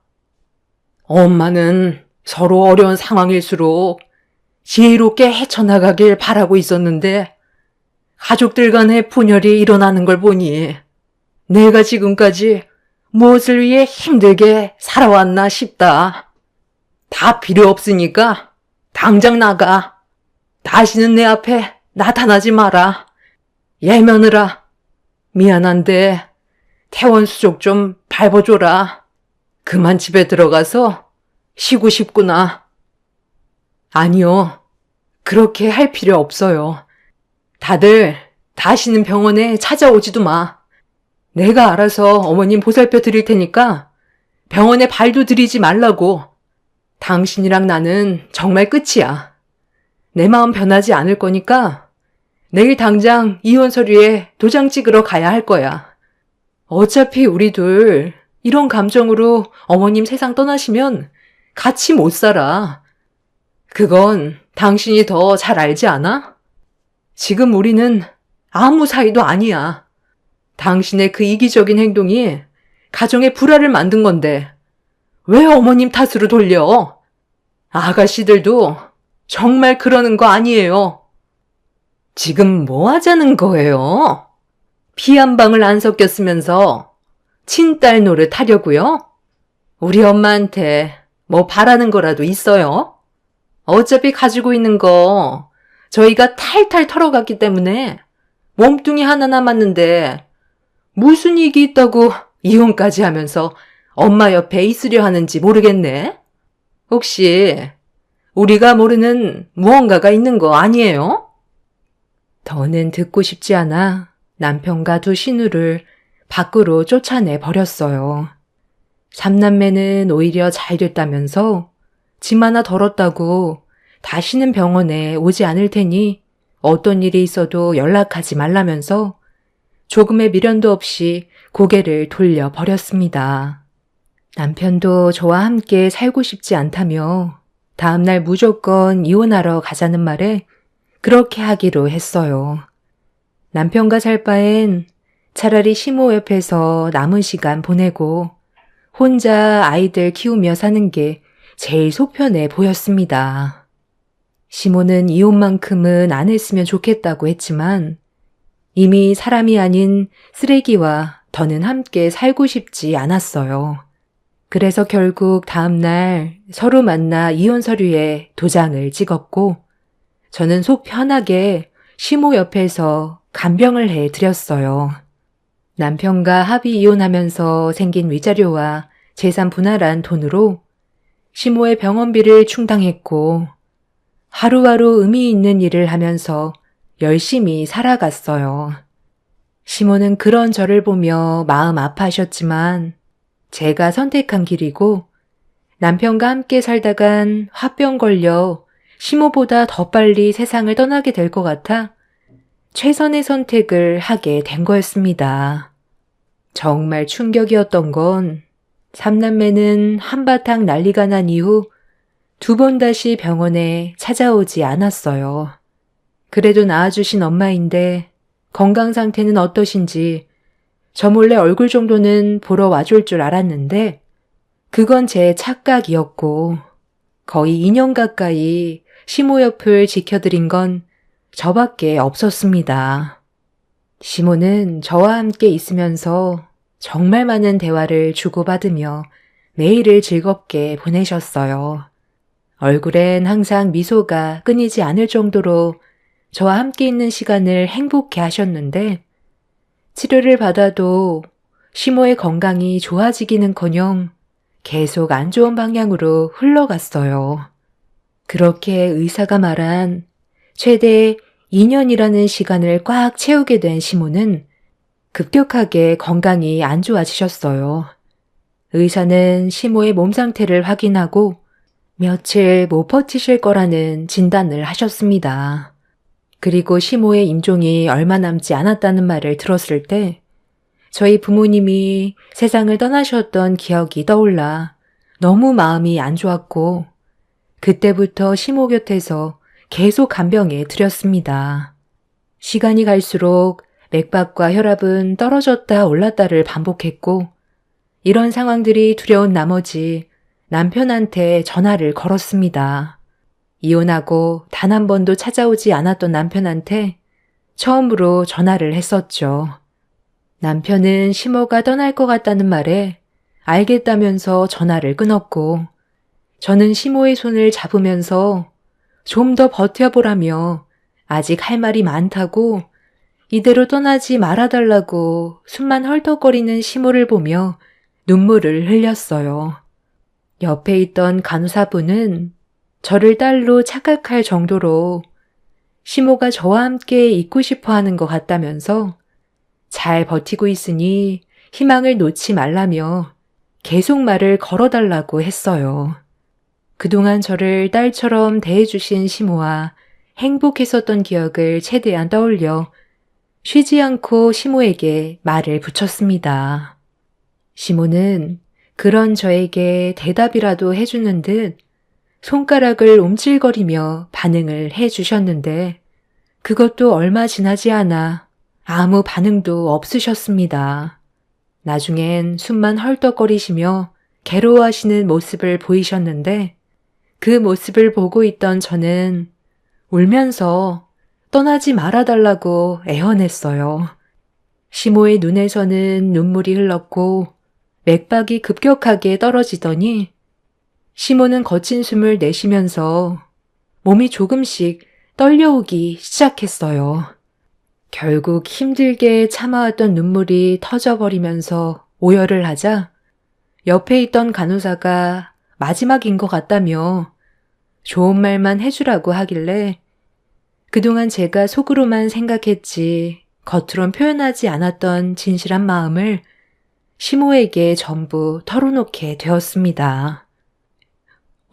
어머님, 그동안 정말 감사했어요. 저를 딸처럼 대해주시고 항상 제 옆에서 좋은 말 많이 해주셔서 저희 부모님이 떠나셨을 때 정말 많은 도움이 됐었어요.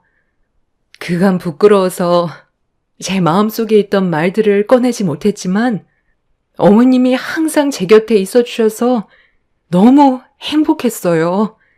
이제 제 걱정 마시고 편하게 쉬세요.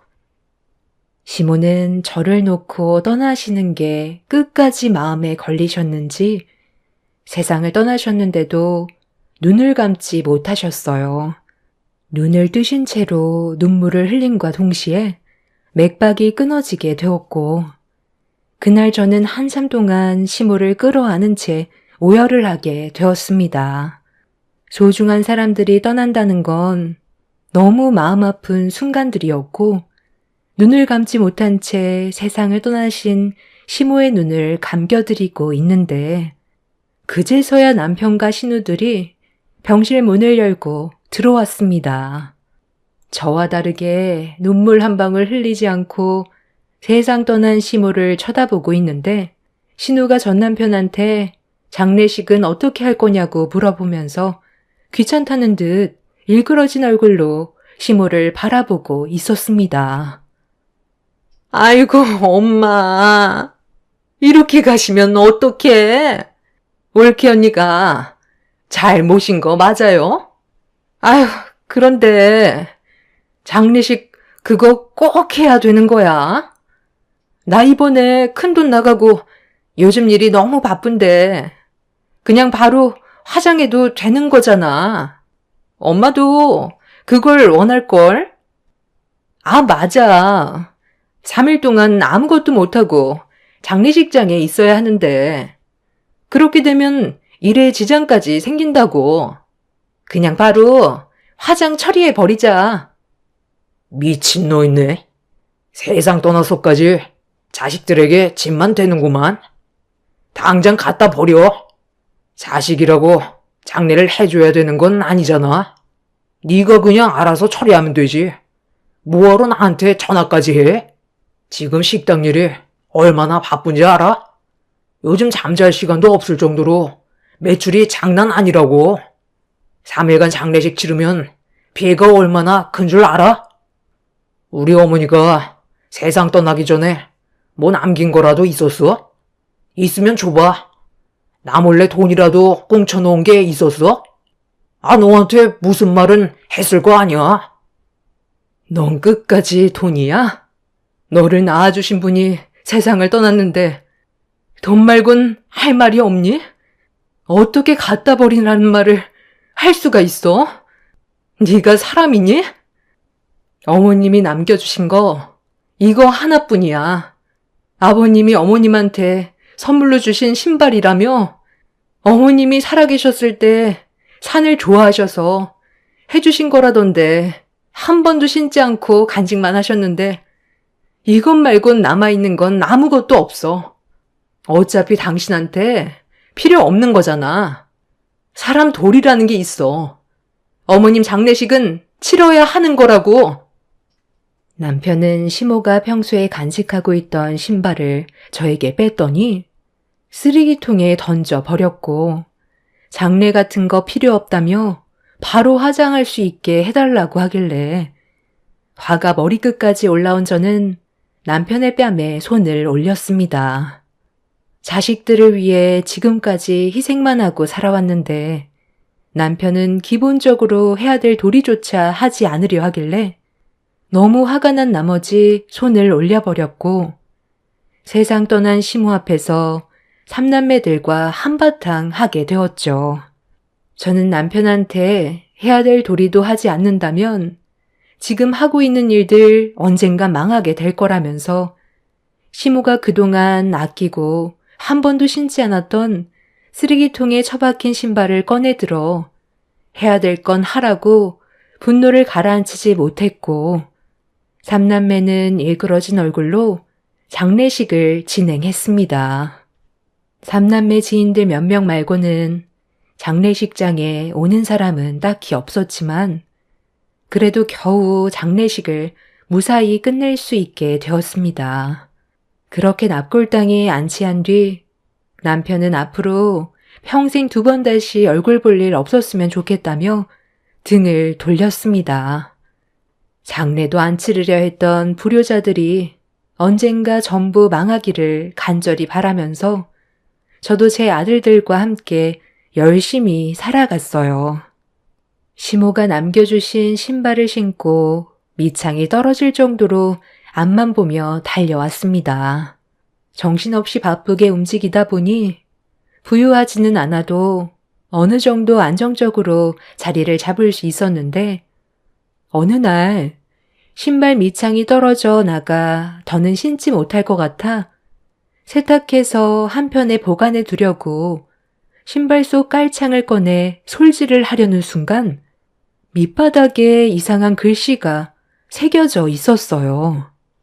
알 수 없는 주소 같은 게 적혀 있길래 한참 동안 바라만 보다가 그날 저는 제 아이들을 차에 태운 뒤 주소가 적힌 곳으로 향하게 되었습니다.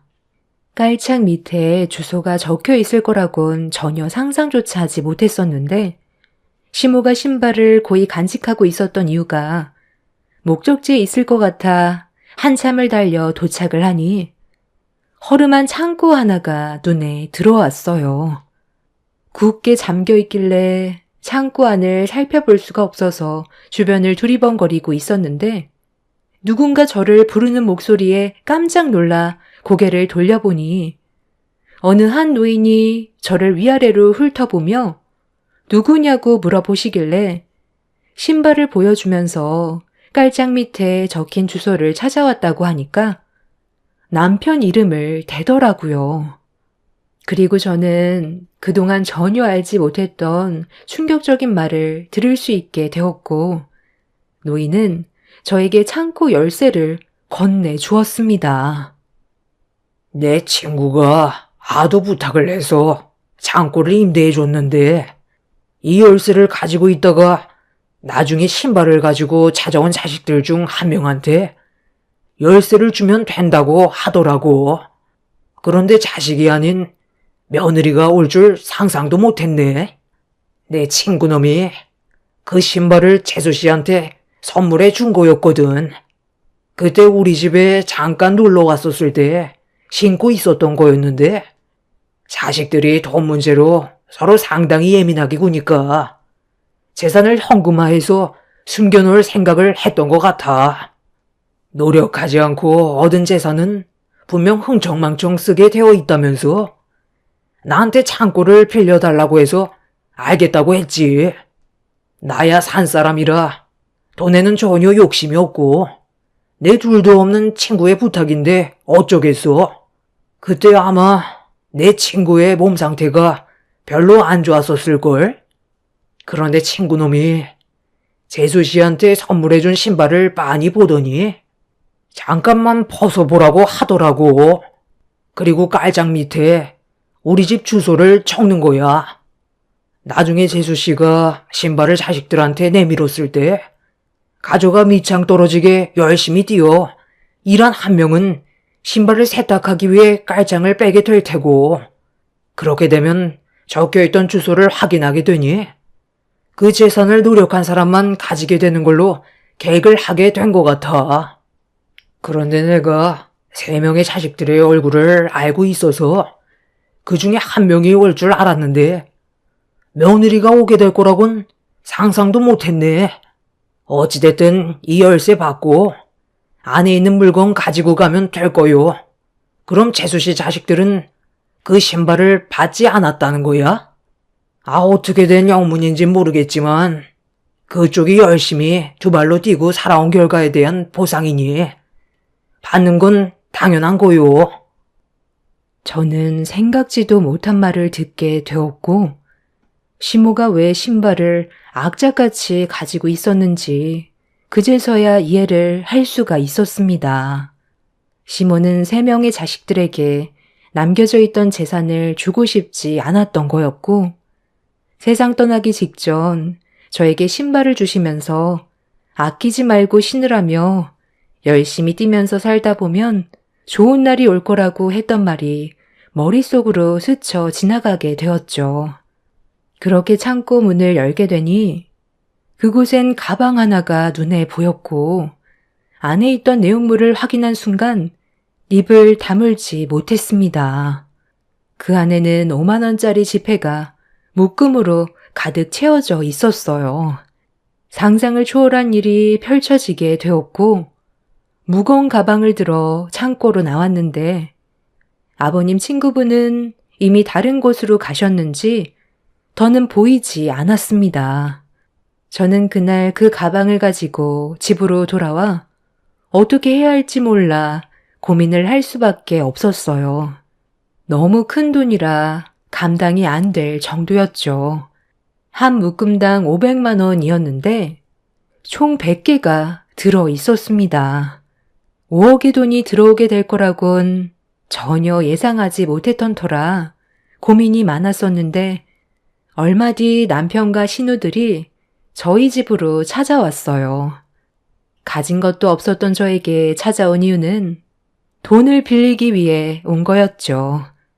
전 남편이 식당이 대박이 나게 되자 신우들도 하던 일 전부 그만두고 전 남편의 도움을 받아 무리하게 식당을 차리게 되었는데, 몇 년간 전염병 문제로 인해 식당이 막대한 피해를 받게 되었고, 폐업까지 하게 되면서 막대한 빚과 길거리에 나앉게 될 상황이 오게 되자 지푸라기라도 잡는 심정으로 저에게 찾아온 거였습니다. 저에게 5억이라는 돈이 들어온 상태라 떨리는 목소리로 빌려줄 돈은 없다고 다시는 찾아오지 말라며 쫓아보냈지만, 거짓말을 하지 못하는 저로선 또다시 찾아오게 되면 어떻게 해야 할지 모르겠더라고요. 그래서 현재 이사를 준비 중에 있습니다. 시부모님이 남겨두신 재산, 불효자인 그놈들에게 주고 싶지 않아요. 그런데 나중에 이 사실을 알게 된다면 법적으로 문제가 생길 것 같아 가방에 고이 모셔두기만 했지 아직까지 꺼내지 않고 있습니다. 제 돈이 아니라서 더 그런 것 같아요. 차라리 사회에 기부하는 게 속 편할까요? 시모가 저에게 신발을 줬을 때 이 재산을 저에게 준 거나 다름없지만 시모의 자식들이 이 사실을 알게 된다면 분명 법적으로 소송을 걸겠죠. 깔창 밑에 적혀있던 주소는 저만 알고 있기 때문에 그놈들이 알 수는 없겠지만 불안한 건 어쩔 수 없는 것 같습니다. 이런 상황 속에 제가 어떻게 하면 좋을지 모르겠어요. 시모가 주신 재산이니 그냥 속 편하게 제 아들들과 앞으로의 미래를 위해 쓰면 되는 건가요? 여러분들의 의견이 필요할 것 같아요. 앞으로 조용히 살면 되겠지만 마음이 편하지 않아서 많이 불편합니다. 제 삶에 도움이 되는 돈이 들어왔는데 기분이 좋은 건 아니네요. 여러분들의 의견을 적극 반영해서 앞으로의 삶의 계획을 세우는 게 좋을 것 같아 이렇게 사연을 신청하게 되었습니다. 그놈들에게 돈이 들어가는 건 절대 원하지 않아요. 제 사연 들어주신 분들의 삶에도 언제나 좋은 일만 가득하셨으면 좋겠어요. 열심히 살다 보면 그에 따른 보상이 뒤따르는 건 당연한 것 같습니다. 오늘따라 돌아가신 시모가 많이 그립네요. 모든 분들 장마철 건강 유의하세요. 감사합니다.